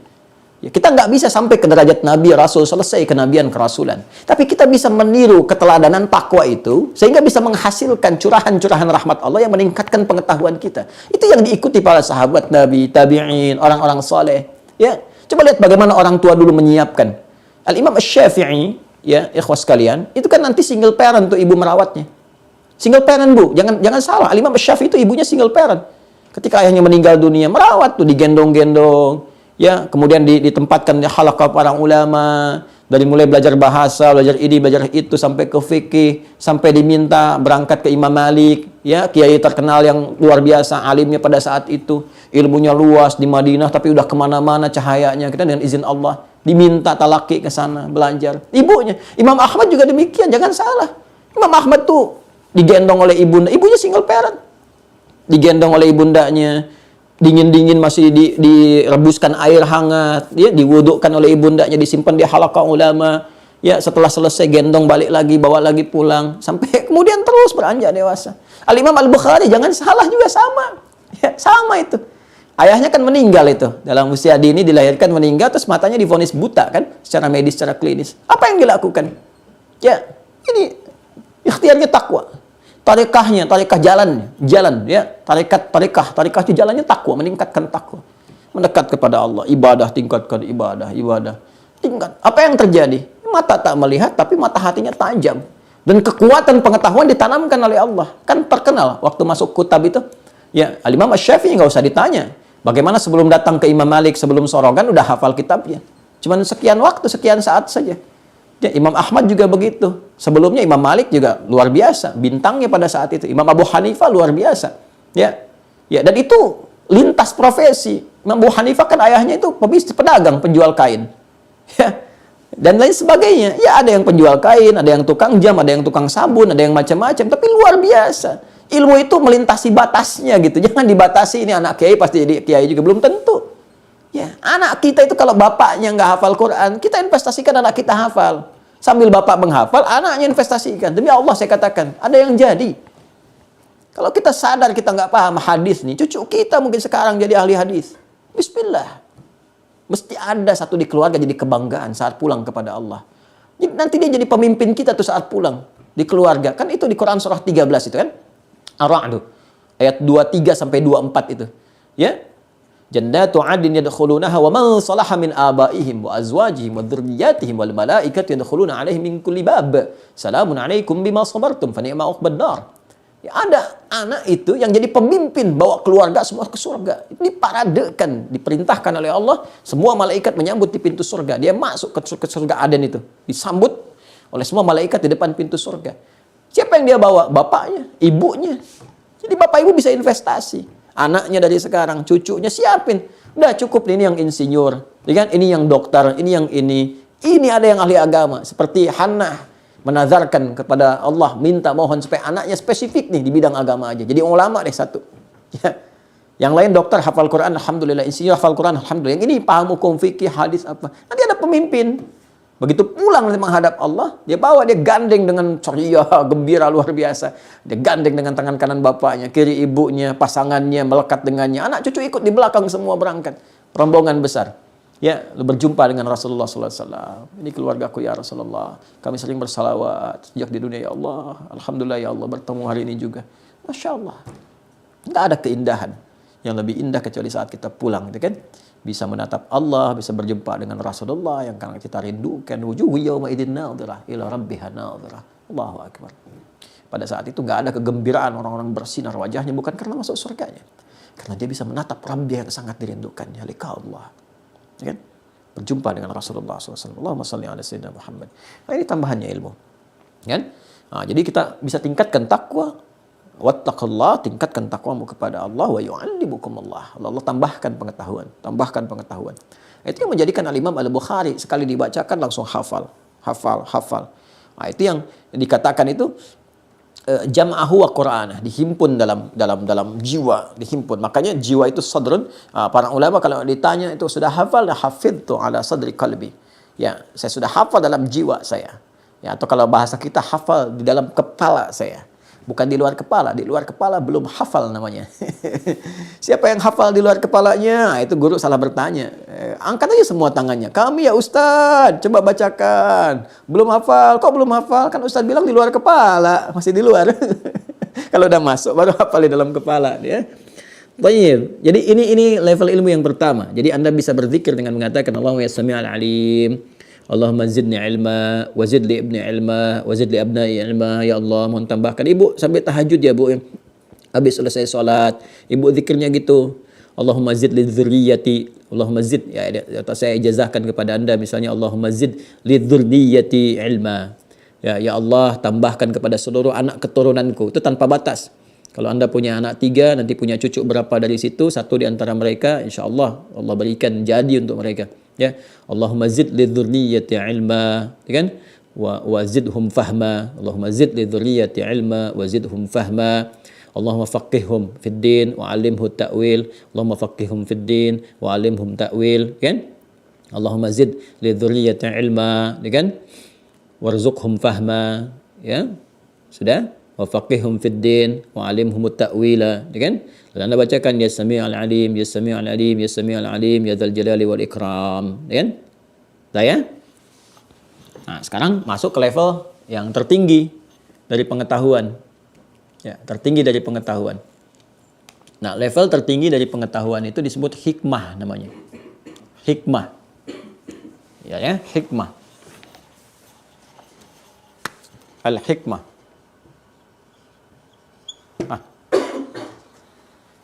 Al-hikmah.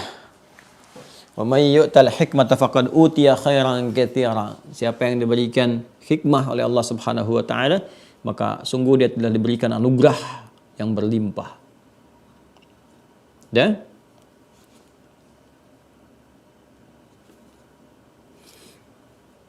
Dah ya? Hikmah. Jadi hikmah itu puncak ilmu. Ya. Kalau sudah terhimpun hikmah dalam diri kita, jiwa kita, sudah itu. Itu sudah akumulasi pengetahuan yang bukan hanya nanti terpancar melalui sifat tapi juga sikap. Ya. Orang punya ilmu beda dengan orang punya hikmah. Hikmah itu di atas ilmu. Ya, hikmah itu di atas ilmu. Jadi akumulasinya disebut dengan hikmah namanya. Jadi kalau ilmu masuk jadi pengetahuan, sumber informasi, sumber bersikap, ya, bersifat dan sebagainya. Tapi kadangkala belum tertata lewat sikap. Kan ada orang pintar, tapi kan sikapnya juga nggak bijak, gitu kan? Pintar, banyak hafal hadis Quran, tapi ngajarnya marah-marah melulu gitu. Nggak lihat siapa yang diajar dan sebagainya. Atau merasa benar sendiri atau bagaimana, atau sikapnya nggak bagus dan ada yang demikian juga. Ya, dan kita mendoakan, bukan mencela, mendoakan ya, supaya Allah memberikan kebaikan-kebaikan pada semua. Kalau ke guru-guru siapapun kita prasangkanya baik. Supaya dapat kebaikan-kebaikan yang diajarkan. Kalau kekurangan, semua punya kekurangan. Ya, tapi kalau hikmah itu beda. Kadang-kadang bicaranya sedikit tapi dalam sekali. Ya, kita mengerti dengan kalimat sedikit, paham, dalam. Ya, itu hikmah. Misalnya kita lihat di Quran surah kedua Al-Baqarah dari ayat 267, ayat 267 sampai 269 ya, biar lengkap ya. Paling kanan tuh, agak sedikit ke bawah. Setelah bicara tentang infak ya, di ayat 261 terus infaknya selesai. Nanti Allah langsung menyampaikan kepada kita, berfirman terkait dengan hikmah, anugerah hikmah yang sangat tinggi. Kalau sudah hikmah itu, teman-teman sekalian, itu bisa digunakan ke apa saja. Bisa ke harta, dengan kecerdasan mendapatkan harta, nanti harta dikelola secara bijak, ya kan? Bisa kedudukan, dengan hikmah itu ilmu banyak, dapat kedudukan pun digunakan untuk membuat kebijakan yang bijak, yang baik. Bisa dengan pengetahuan saja, konsisten di bidang pengetahuan. Disampaikan, tanya apa aja bisa jawab, bagus. Konsepsinya terukur, kalau pakai logika juga benar, gitu kan, bagus. Ini jabarannya begini, ini seperti ini. Itu hikmah.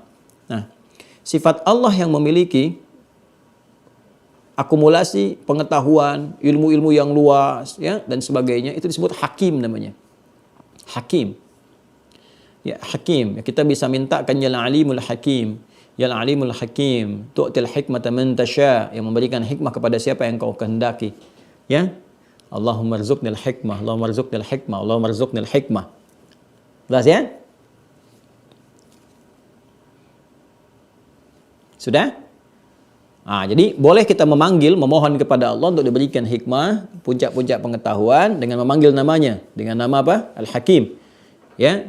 Kita bisa satukan nih, ya Sami'ul Alim, ya Al-Aliyul Hakim. Ya Sami'ul Alim, ya Maha mendengar ya Allah apa yang aku mohonkan, ya Maha mengetahui segalanya, ya Ali yang Maha tinggi, ya Aliyul Hakim, yang Maha bijak, yang Maha memiliki segala bentuk pengetahuan terbaik. Ya Allahumma rzuqnil hikmah ya Allah, Allahumma rzuqnil hikmah bil ladunka ya arhamar rahimin, ya Allah berikan rezeki kepadaku berupa hikmah, puncak pengetahuan, ya kan? Yang melahirkan kebijakan-kebijakan, manfaat-manfaat dalam kehidupan, ya.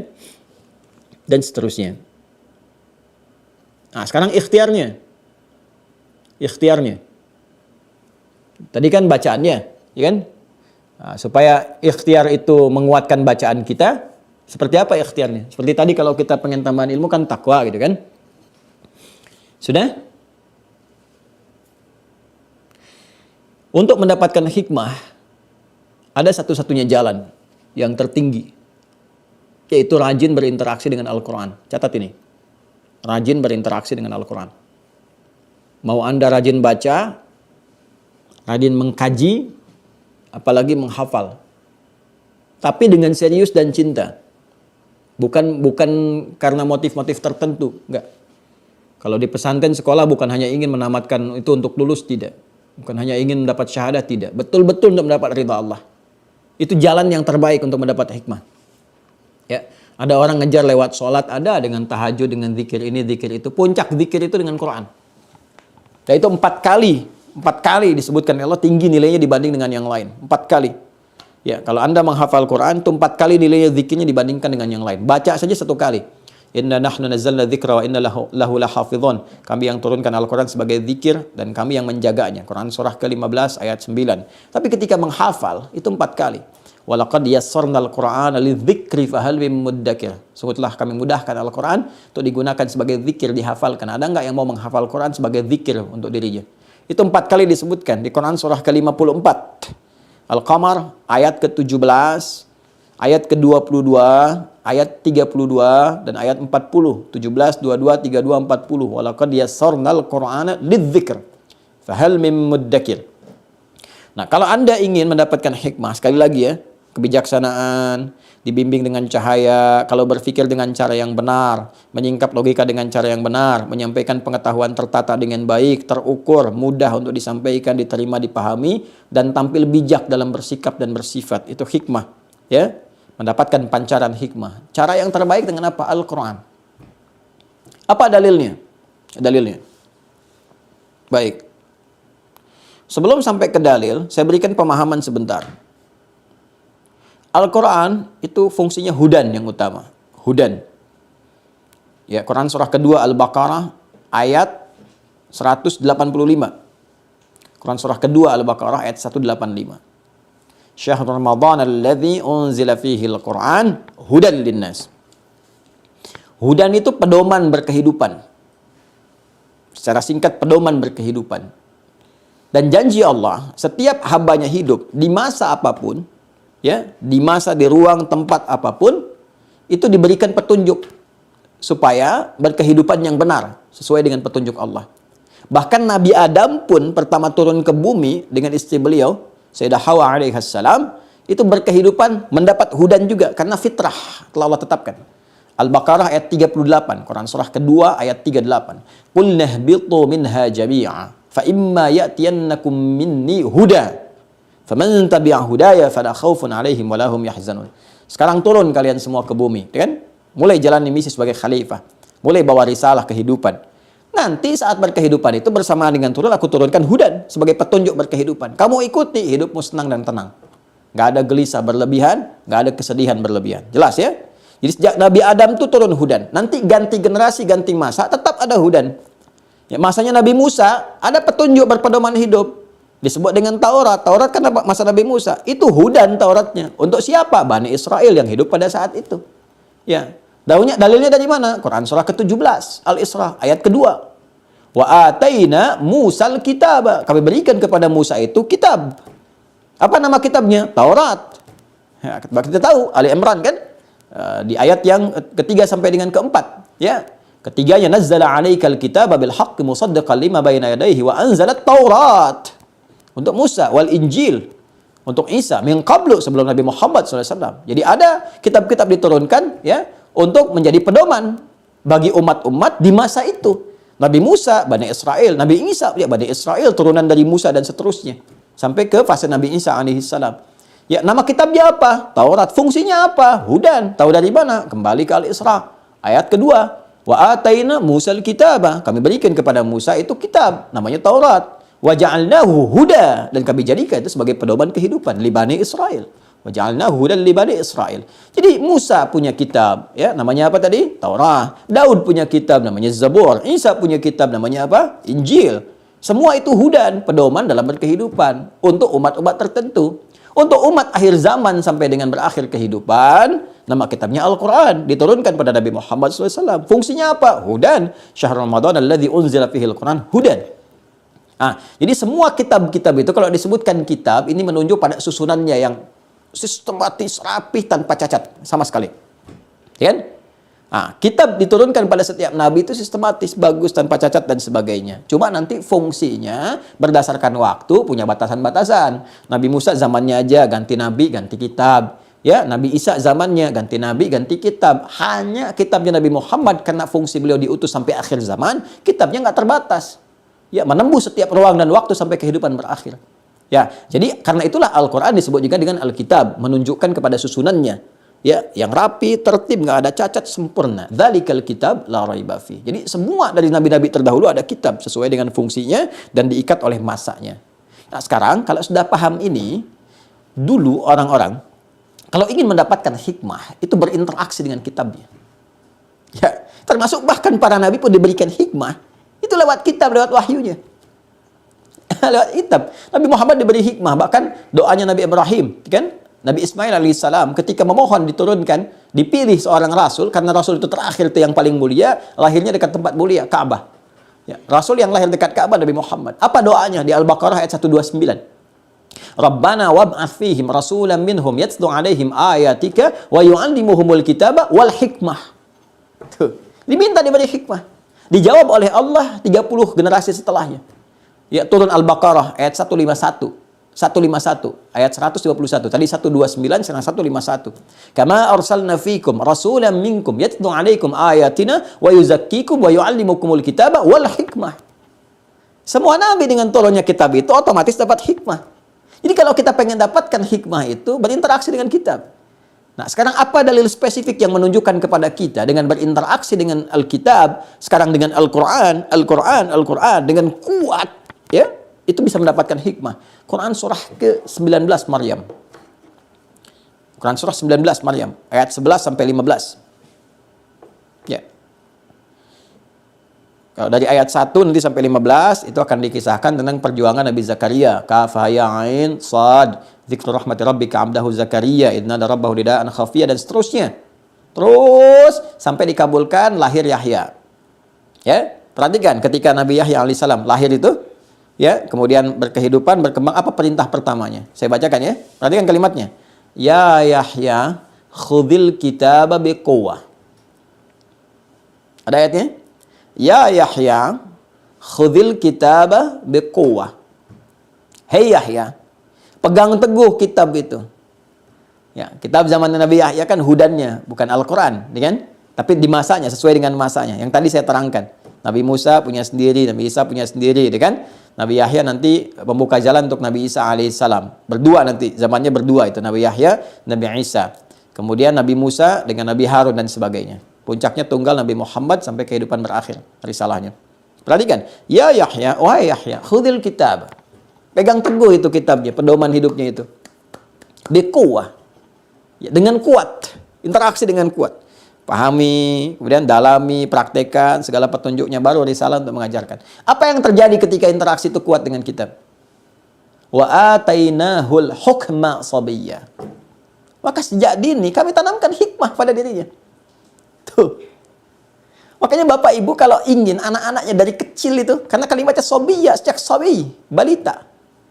Anda bisa dekatkan anak-anak itu dengan Quran sejak dini. Demi Allah saya katakan, makanya risetnya itu di luar. Orang-orang dari sejak kecil yang interaksi dengan Quran, kecerdasannya meningkat, Pak Bu. Nggak percaya silahkan. Kalau benar mereka diinteraksikan, kecerdasannya meningkat. Saya berani mengatakan ini, karena selain belajar di masa lalu meriset orang-orang yang pintar, saya coba praktekkan pada anak-anak kita tuh. Ya, anak saya praktekkan, pada anak didik coba kita lakukan. Itu terjadi peningkatan kecerdasan luar biasa. Meningkat itu. Ya, walaupun tetap nggak hilang sifat kanak-kanak itu biasa. Tapi percepatannya luar biasa gitu. Menangkap sesuatu, cepat paham ini, cepat mengingat ini gitu ya. Tapi dengan dunianya ya anak-anak. Tapi itu bekal yang terbaik. Ya. Jadi itu yang saya katakan, dekati Al-Quran. Ya, dari anak kecil dari kecil kalau bisa sejak mengandung itu bacakan Quran terus ya. Kalau lelah itu perdengarkan lewat murattal. Demi Allah saya sampaikan pada murid-murid kami itu yang umum apapun, itu rata-rata alhamdulillah terjadi perubahan-perubahan. Ya, sejak memberikan ASI, bacain Quran, dengarkan Quran, tiap hari diputar murattal, tempat tidur 24 jam, itu dekat sekali. Ya, dan kita coba praktekkan itu luar biasa. Ada yang lain sajalah, yang tidak usah ke anak kami nanti diduganya macam-macam gitu kan. Tapi ya, yang dibacakan sekali langsung hafal gitu. Ya, ada yang demikian banyak, Imam Al-Bukhari yang lain-lainnya, contoh-contoh mulia lah yang lebih baik untuk diberikan contoh kepada kita. Tapi ketika kita ambil itu saripatinya kita terapkan terbukti. Nah, jadi kalau pengen dapat hikmah dari kecil tuh. Dan ternyata ini jadi kurikulum, jadi kebiasaan. Orang tua dulu tuh udah paham. Makanya kalau Bapak Ibu main ke Timur Tengah itu, ya, itu standar itu dari kecil tuh Quran. Karena itu udah ditularkan dari dulunya begitu.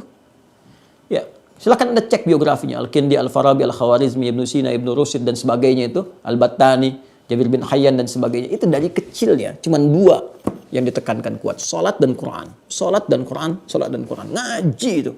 Ngaji. Itu yang memberikan kecerdasan pancaran luar biasa, hikmah sehingga menguasai banyak pengetahuan. Yang sekarang paling 1-2 bidang lah paling hebatnya. Dulu itu Masya Allah, tafsirnya iya, hadisnya iya, hafal Quran iya, ahli kedokteran juga iya. Ya, Ibnu Sina kan luar biasa tuh Avicena tuh. Ya, itu luar biasa, hafal Quran, tahu tafsir juga, ya, tahu fikih juga, kedokteran juga luar biasa, matematikanya luar biasa, fisika luar biasa, kitabnya banyak itu. Ya, kitabnya banyak. Kemudian siapa lagi? Ibnu Rushd, Averroes itu. Ini kan ahli Quran, ya, ahli pemikir juga, ahli logika juga, tahu fikih. Ya, tahu perbandingan fikih itu kitabnya Bidayatul Mujtahid. Itu Bidayatul Mujtahid kan digali di mana-mana itu, di kampus-kampus, di masjid-masjid sekarang. Itu dokter bedah yang ngarangnya. Bayangkan dokter bedah tuh, ahli Quran. Ya, ada yang nemuin atom yang saya cerita kemarin Jabir bin Hayyan, ada yang terinspirasi bikin prototipe pesawat terbang, Ibnu Firnas dan sebagainya. Itu banyak sekali. Ya, ada Al-Jabbar, Al-Khawarizm dan sebagainya, di matematika ada, di fisika ada, di kimia ada. Cuma perhatikan, ya itu kan luar biasa. Dari mana desain awalnya itu? Dari pendidikan kurikulum Islami yang ada pada mereka. Makanya orang-orang yang ingin menjauhkan Anda dari Quran sejatinya tidak ingin menjadikan Anda itu menjadi pintar. Makanya hidupkan lagi Qurannya. Ya, bohong kalau ada orang mengatakan misalnya ke pesantren Quran itu pasti akan tertinggal. Enggak kok, kita biasa-biasa aja. Ini buktinya saya nggak ketinggalan. Alhamdulillah. Ya kan? Ya, jadi Allahu Akbar gitu. Ada banyak hal yang bisa dibuktikan. Banyak kitab-kitab ulama yang penting kita kaji tuh. Jadi kalau disebutkan ulama yang terbayang dengan ilmu keislaman aja. Banyak ilmu-ilmu umum yang bisa kita kaji. Suatu saat kalau udah ada kelas-kelas, jadi kalau kita udah enak, normal enak, nyaman, nanti seperti dulu saya akan hidupkan lagi tuh. Ya, kelas-kelas sesuai dengan passionnya masing-masing. Di Mira juga kalau basicnya nanti udah sempurna, maksudnya disampaikan dengan lengkap, nanti akan diklasifikasikan nih berdasarkan profesi. Ya, kita kan dulu ada kelas kan ibu rumah tangga, ini kelas di medis dari dokter sampai dengan petugas kesehatan macam-macam kita ada. Ini kelas pebisnis, pedagang, ilmuwan, kumpul, risetnya beda. Passionnya masing-masing. Nanti kita kuliahkan kurikulumnya di Quran ini ayatnya ini apa. Ini untuk yang pebisnis ya, ini begini. Ini untuk yang ilmuwan begini, ini yang di medis begini. Di medis pun nanti diturunkan lagi. Lengkap sekali. Ya, misalnya ada di dokter mata, apa ayat-ayat tentang mata di Quran turunkan, nanti di hadis apa, terus di kitab ulama klasik apa, kita bedah, kitab di Ibnu Sina bagaimana, dan ini bagaimana, nanti bandingkan dengan kedokteran modern, apa yang bisa diriset. Ya, ya ada satu dokter itu, Alim di Mesir itu risetnya surat satu ayat di surat Yusuf itu bisa menemukan salah satu formula untuk obat katarak kalau saya nggak keliru itu. Satu ayat di kekinian gitu ya. Fartadda basira gitu kan, bawa dengan gamisku ini ya, idza biqamisi hadza gitu kan, kemudian bawa dengan gamisku ini, tutupkan ke wajah bapak kita gitu kan, maka dia akan terbuka melihat. Ternyata di riset ada keringatnya Yusuf alaihissalam, keringat satu genetik dilihat, diolah, formulasi yang dibaca, dilihat, dikembangkan, ternyata salah satu jadi alternatif tuh pengobatan mata gitu ya. Jadi itu satu inspirasi gitu ya yang didapatkan dari kedalaman kita untuk mengaji, mengkaji. Tentunya kita bisa baca di alam, di semesta, belajar, bisa dari aspek pengetahuan lain. Ya, kita bisa belajar dari pengembangan peningkatan pengetahuan yang di Amerika, yang di Eropa. Nggak ada masalah, dikaji biasa. Ya, zaman Nabi juga begitu kok. Yang terjemahan dari ilmu-ilmu Romawi itu dibahas diajarkan kepada orang sekitaran. Tapi karena belajarnya pakai iman, maka ilmunya dibaca dengan kebenaran. Karena itu saya katakan, akal sehat itu penting. Tapi yang lebih penting iman yang sehat. Karena akan mensupport akal itu menjadi soleh. Jadi ada akal sehat, ada akal soleh. Itu beda. Yang sehat itu nanti betul bagus, logikanya benar, tapi kadang-kadang hanya digunakan untuk menguji, tidak ke action, hanya menguji argumentasi, menguatkan kebenaran, tapi implementasinya kadang-kadang nggak ada gitu, kosong. Ya, tapi kalau akal soleh, selain benar, bagus, logikanya berpikir benar baik, itu diberikan bimbingan untuk bersikap. Jadi ada sikap, ada follow up, ada manfaat, ada berkah. Ini yang kita butuhkan saat ini. Ya, banyak orang berakal sehat, ya, tapi karena imannya nggak sehat sehingga tidak terbawa kepada kesolehan praktikal, nggak dipraktekkan dalam bentuk kesolehan. Ada di atas sehat itu soleh namanya. Maka sekarang harus kita gerakan akal soleh. Ya, jadi ada gerakan akal soleh gitu ya untuk menaikkan level akal sehat. Baik, jelas ya?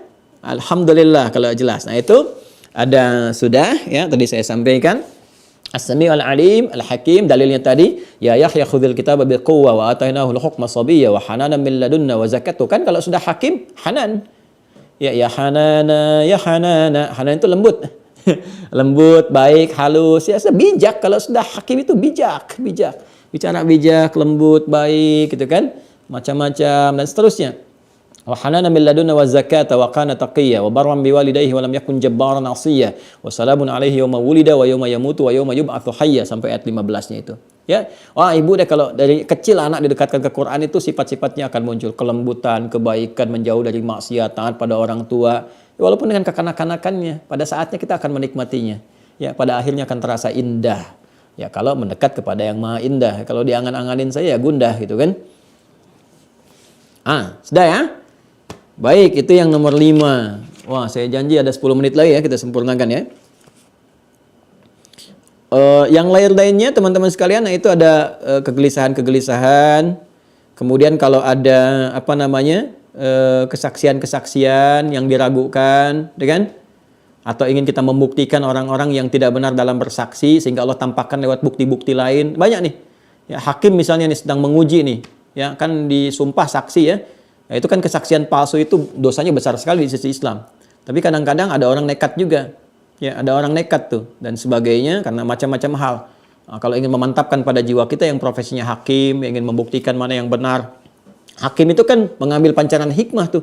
Hati-hati, pertanggungjawabannya besar si Allah Subhanahu wa taala. Pengadilan akhiratnya itu jauh lebih dahsyat ya. Makanya ini boleh digunakan, ini salah satu nama untuk memohon kepada Allah, ya syahid, ya syahid, ya syahid, yal khabirul basir syahid. Yal khabir, yal basir, ya syahid. Yang maha mengetahui segala informasi, yang maha menatap dengan tajam, yang maha menyaksikan segala hal, mengetahui segalanya gitu kan. Allahumma syaddnal khair, ya Allah tampakkan kepada kami segala yang baik-baik. Wa syaddal haqqa wa sidqa, tampakkan kepada kami sebuah kebenaran yang benar-benar benar. Gitu kan? Yang benar, yang benar, yang benar. Nanti Allah akan kasih jalan. Ya, bisa jadi dalam mimpinya dia melihat sesuatu, nanti ditelusuri, ya realnya benar. Bisa jadi datang sisi lain, saksi yang membuktikan bahwa keterangan saksi yang sebelumnya itu salah. Bisa dibuktikan dari bukti-bukti yang tampak, tiba-tiba masyarakat menggerakkan, ada ini, ada itu muncul. Bisa membaca, oh ternyata yang benar yang ini. Ada. Ya. Nah, ibu juga sering ini, Bu, sering zikir gini nih.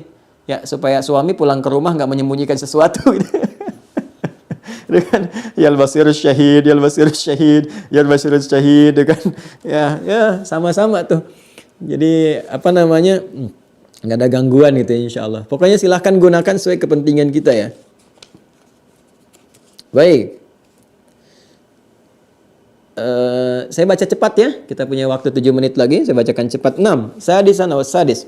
Asmaul muta'alliqa bi qudratihi ta'ala wa tadbirihi lil umur. Nama-nama yang terkait dengan kudrahnya, kuasanya Allah Subhanahu wa taala dan tata kelola setiap aktivitas.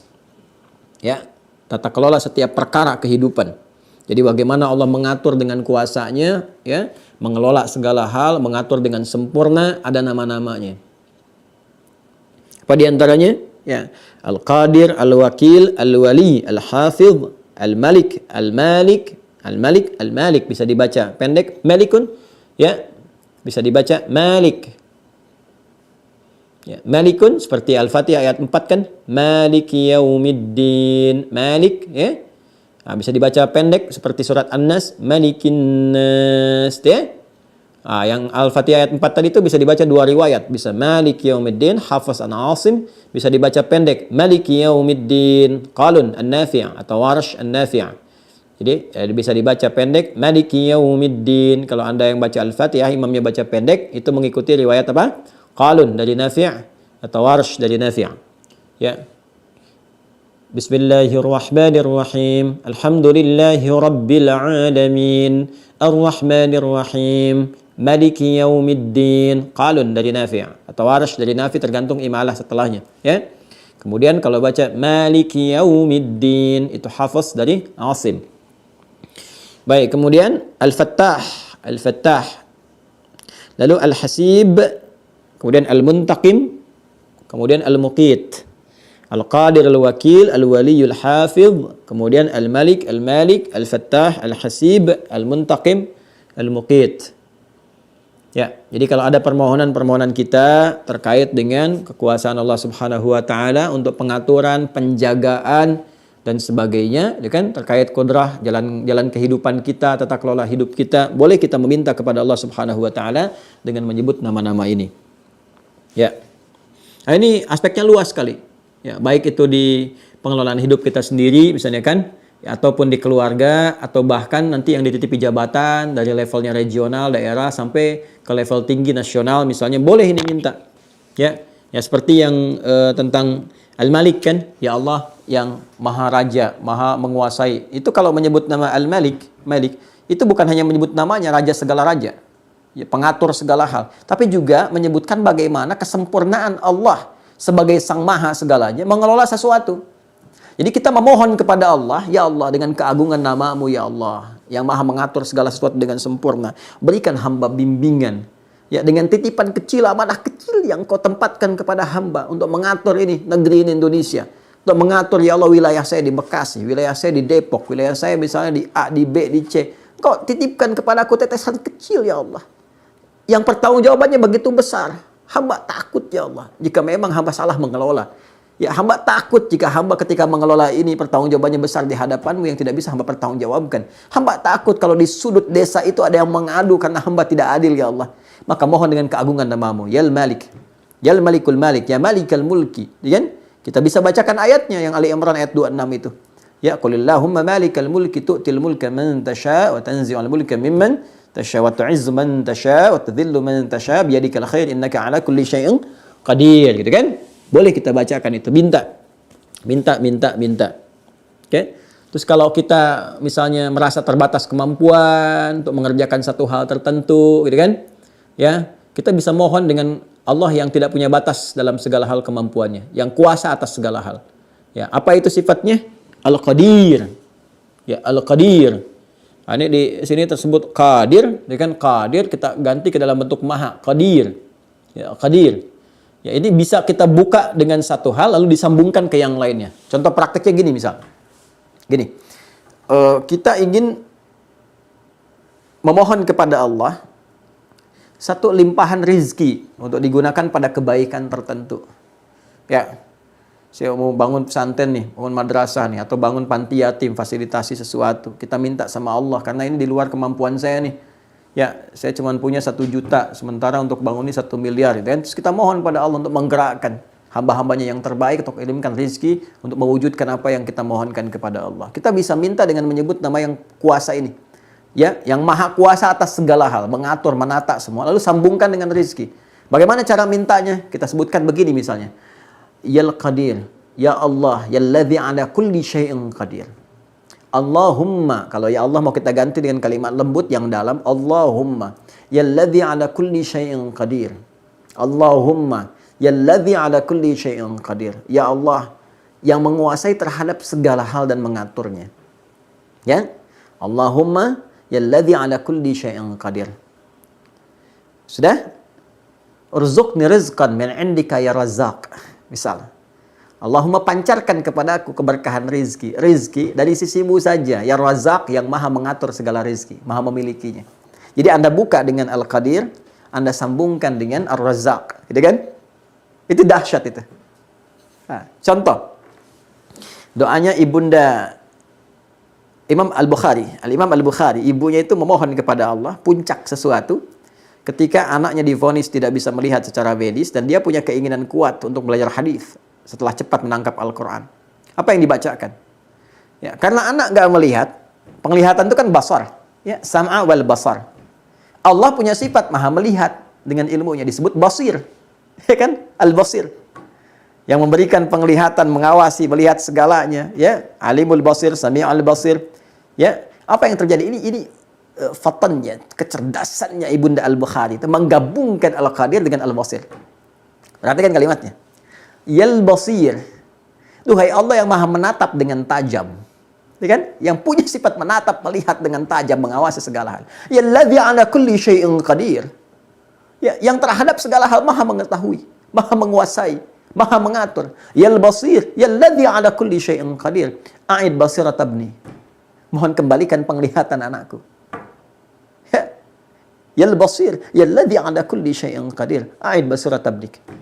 Mohon kembalikan penglihatan anak saya sehingga dia bisa menatap kembali.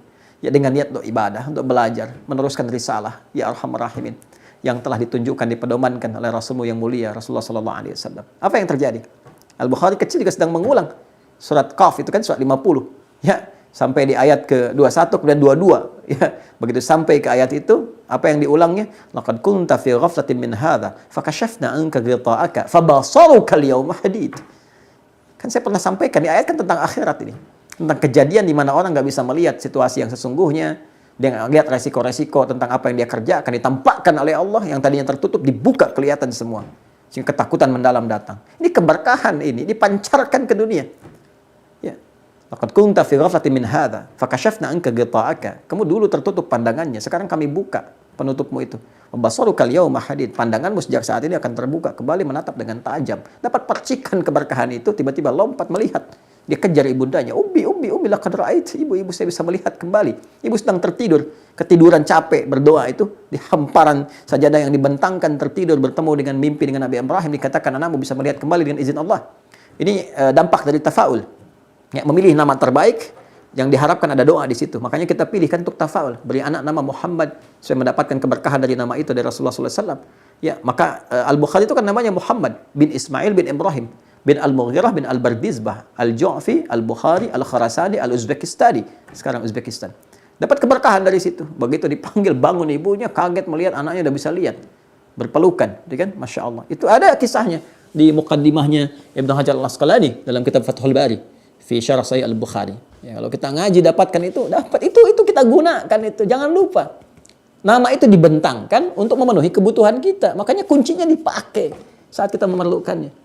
Ya, mohon minta sama Allah. Minimal Allah ganti, ya.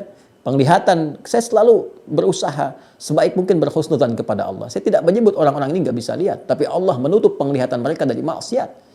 Ya, tapi bagaimana caranya kemudian meningkatkan kualitas penglihatan hati sehingga mata secara zahirnya tak melihat tapi batinnya kuat untuk menatap. Dia tahu, dia bisa bedakan mana yang maksiat, mana yang bukan. Ada orang bisa melihat, dia nggak bisa bedakan mana sendal dia, mana sendal orang lain. Ya. Baik, itu ya teman-teman sekalian, Anda bisa gunakan itu.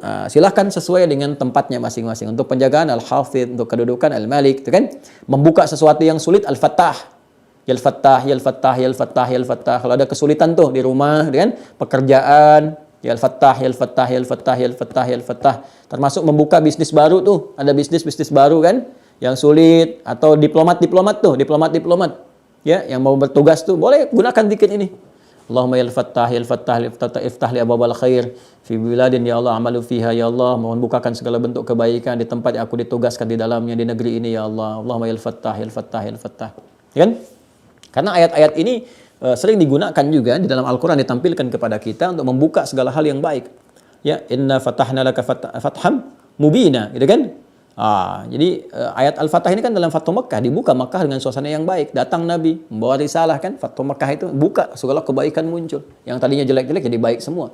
Diplomat-diplomat kita tuh boleh bacakan itu. Jadi dubes datang ke situ atau jadi diplomat, ya home staff misalnya, atau sekedar juga local staff yang berharap jadi home staff naik ke atas jadi dubes, jadi menlu. Ayo, begitu ditugaskan, baca zikir ini, Allahumma ya Al-Fattah, Allahumma ya Al-Fattah, ya Al-Fattah. Iftah li abwabal khair fi kulli biladin a'malu fiha, ya, fi kulli biladin mab'uthtu fiha, ya Allah, mohon ya Allah buka segala pintu kebaikan, segala yang mulia-mulia di tempat aku ditugaskan, di tempat aku dikirimkan. Ayo, ya santai-santai mira nih yang diplomat yang bertugas, ya, amalkan zikir itu. Setelah itu ikhtiar dengan yang baik-baik, ya, yang baik-baik. Jadi diplomat yang hebat, yang baik, kuasai bahasanya. Ya, seperti diplomat-diplomat kita dulu tuh, ya, tugaskan udah paham bahasa. Jangan sampai ke Amerika nggak ngerti bahasa Inggris, ke Jepang nggak bisa bahasa Jepang, gitu kan? Jadi pelajari dulu. Ya, saya harap demikian tuh di Kemlu juga ya, tempatkan yang bisa menguasai bahasanya sehingga berinteraksi diterima dengan enak, gitu kan? Dengan nyaman. Baik, saya tutup. Ada bonus nih, bonus 4 menit ya. Allahu Akbar. Izin ya untuk menepati janji sedikit ya, sedikit. Nah, 7-8 saya bacain aja. 7 wa hunaka asma'un ukhra lam tudhkar bin nass fil Qur'an walakinnaha istamaddat min af'alin aw sifatin lahu ta'ala waradat bil Qur'an. Ya, ada nama-nama yang indah juga, yang baik, yang bagus, enggak disebutkan langsung namanya dalam Al-Qur'an seperti yang tadi kan ada semua di Qur'an, ya. Al-Ali ada, Al-Hakim ada, As-Sami ada, Al-Khabir ada. Ini enggak kelihatan langsung tapi tersirat di dalam sifat-sifat perbuatan yang melekat pada Allah, ya. Ketika Allah menyampaikan ini, menyampaikan itu, akan memberikan ini, memberikan itu, memberikan konsekuensi ini, nampaklah sifat-sifat itu, ya. Apa di antaranya? Al-Qabid, ya, Al-Basit, yaqbidu wa yabsut, ya. Al-Qabid, Al-Basit, Ar-Rafi', Al-Mu'izz. Lihat ininya ya, saya bacakan cepat jadi Anda melihat, jadi Anda bisa harakati. Al-Qabid, Al-Basit, Ar-Rafi', Al-Mu'izz, Al-Mudhil, Al-Mujib, Al-Ba'ith, Al-Muhsi, Al-Mubdi, Al-Mu'id, Al-Muhyi, Al-Mumit, Malik Al-Mulki, ya, Al-Jami', Al-Mughni, Al-Mu'ti, Al-Mani', Al-Hadi, Al-Baqi, Al-Warith. Udah ya? Baik. Nah, nanti prakteknya silahkan digunakan. Nanti kan kita ada sesi praktek. Ya, besok tanya jawab. Nanti Anda kalau mau tanya ini juga saya tunjukkan dengan cepat sehingga interaksinya langsung ke esensi, ya. Nanti mau dipakai di mana boleh silakan, ya. Mau minta keturunan yang soleh-soleh, yang bagus, yang apa manggil Allahnya supaya bisa diberikan yang keturunan yang baik. Nanti ada, ya. Kalau mau minta kedudukan yang baik seperti apa, gitu kan? Nah, kalau kita ingin minta diangkat derajat bagaimana? Kalau minta rizkinya ditambahkan, gitu kan? Dan ditutup peluang-peluang maksiat dari rizki, mintanya seperti apa? Ada nanti. Ya, ini saya bacakan dulu. 8 yang terakhir. Ya, thaminan wa thamin wa hunaka asma'un ukhra lahu ta'ala mustamiddah, ya, mustamiddatun minal ma'ani al-waridah fil Qur'an. Kalau tadi dari perbuatan-perbuatan sifat af'alnya Allah keluar ini semua, pemberian-pemberian, dan sebagainya keluar. Kalau ini dari makna yang terambil dari makna-makna Al-Qur'an, kan, firman-firman Allah. Jadi keluar nama-nama itu, sifat-sifat itu bisa kita gunakan dalam interaksi ibadah kita. Ya, pertama apa? An-Nur, ya, An-Nur, nurun 'ala nur, ya. Nurun ala nur. An-Nur, kemudian As-Sabur, Ar-Rashid, Al-Muqsit, Al-Wali, Al-Jalil, Al-Adal, Al-Khafid, Al-Wajid, Al-Muqaddim, Al-Muakhir, Ad-Dar, kan? An-Nafi', yang maha membalas, ya, segala orang-orang yang berbuat buruk, berbuat jahat, kan? Dibuat sistem, kalau begini, begini, kalau begitu, ya begitu. Nanti kita jelaskan kemudian. Ya, kemudian terakhir An-Nafi', wa yattasilu bidzalika sifata at-takallum wal iradah. Dan terkait dengan itu semua sifat mengkhitab, ya, maha menyampaikan segala hal yang dia kehendaki dan maha berkehendak atas apa yang ia inginkan. Selesai pelajaran kita. Saya alhamdulillah menepati janji seperti apa yang saya sampaikan. Terima kasih. Mohon maaf atas segala kekurangan, semoga bermanfaat, semoga kita dibimbing oleh Allah Subhanahu wa taala dalam jalan-jalan kebaikan dan istiqamah di dalamnya. Allahumma taqabbal minna innaka antas samiul alim wa tub alaina innaka antat tawwabur rahim. Rabbana atina fid dunya hasanah wa fil akhirati hasanah wa qina adzaban nar. Wa sallallahu ala sayyidina Muhammad wa ala alihi wa sahbihi ajma'in. Wa akhiru da'wana alhamdulillahi rabbil alamin. Subhanakallahumma bihamdika asyhadu an la ilaha illa anta astaghfiruka wa atubu ilaik. Demikian ditutup oleh Ustadz Fadil nanti untuk menyampaikan informasi. Assalamualaikum warahmatullahi wabarakatuh.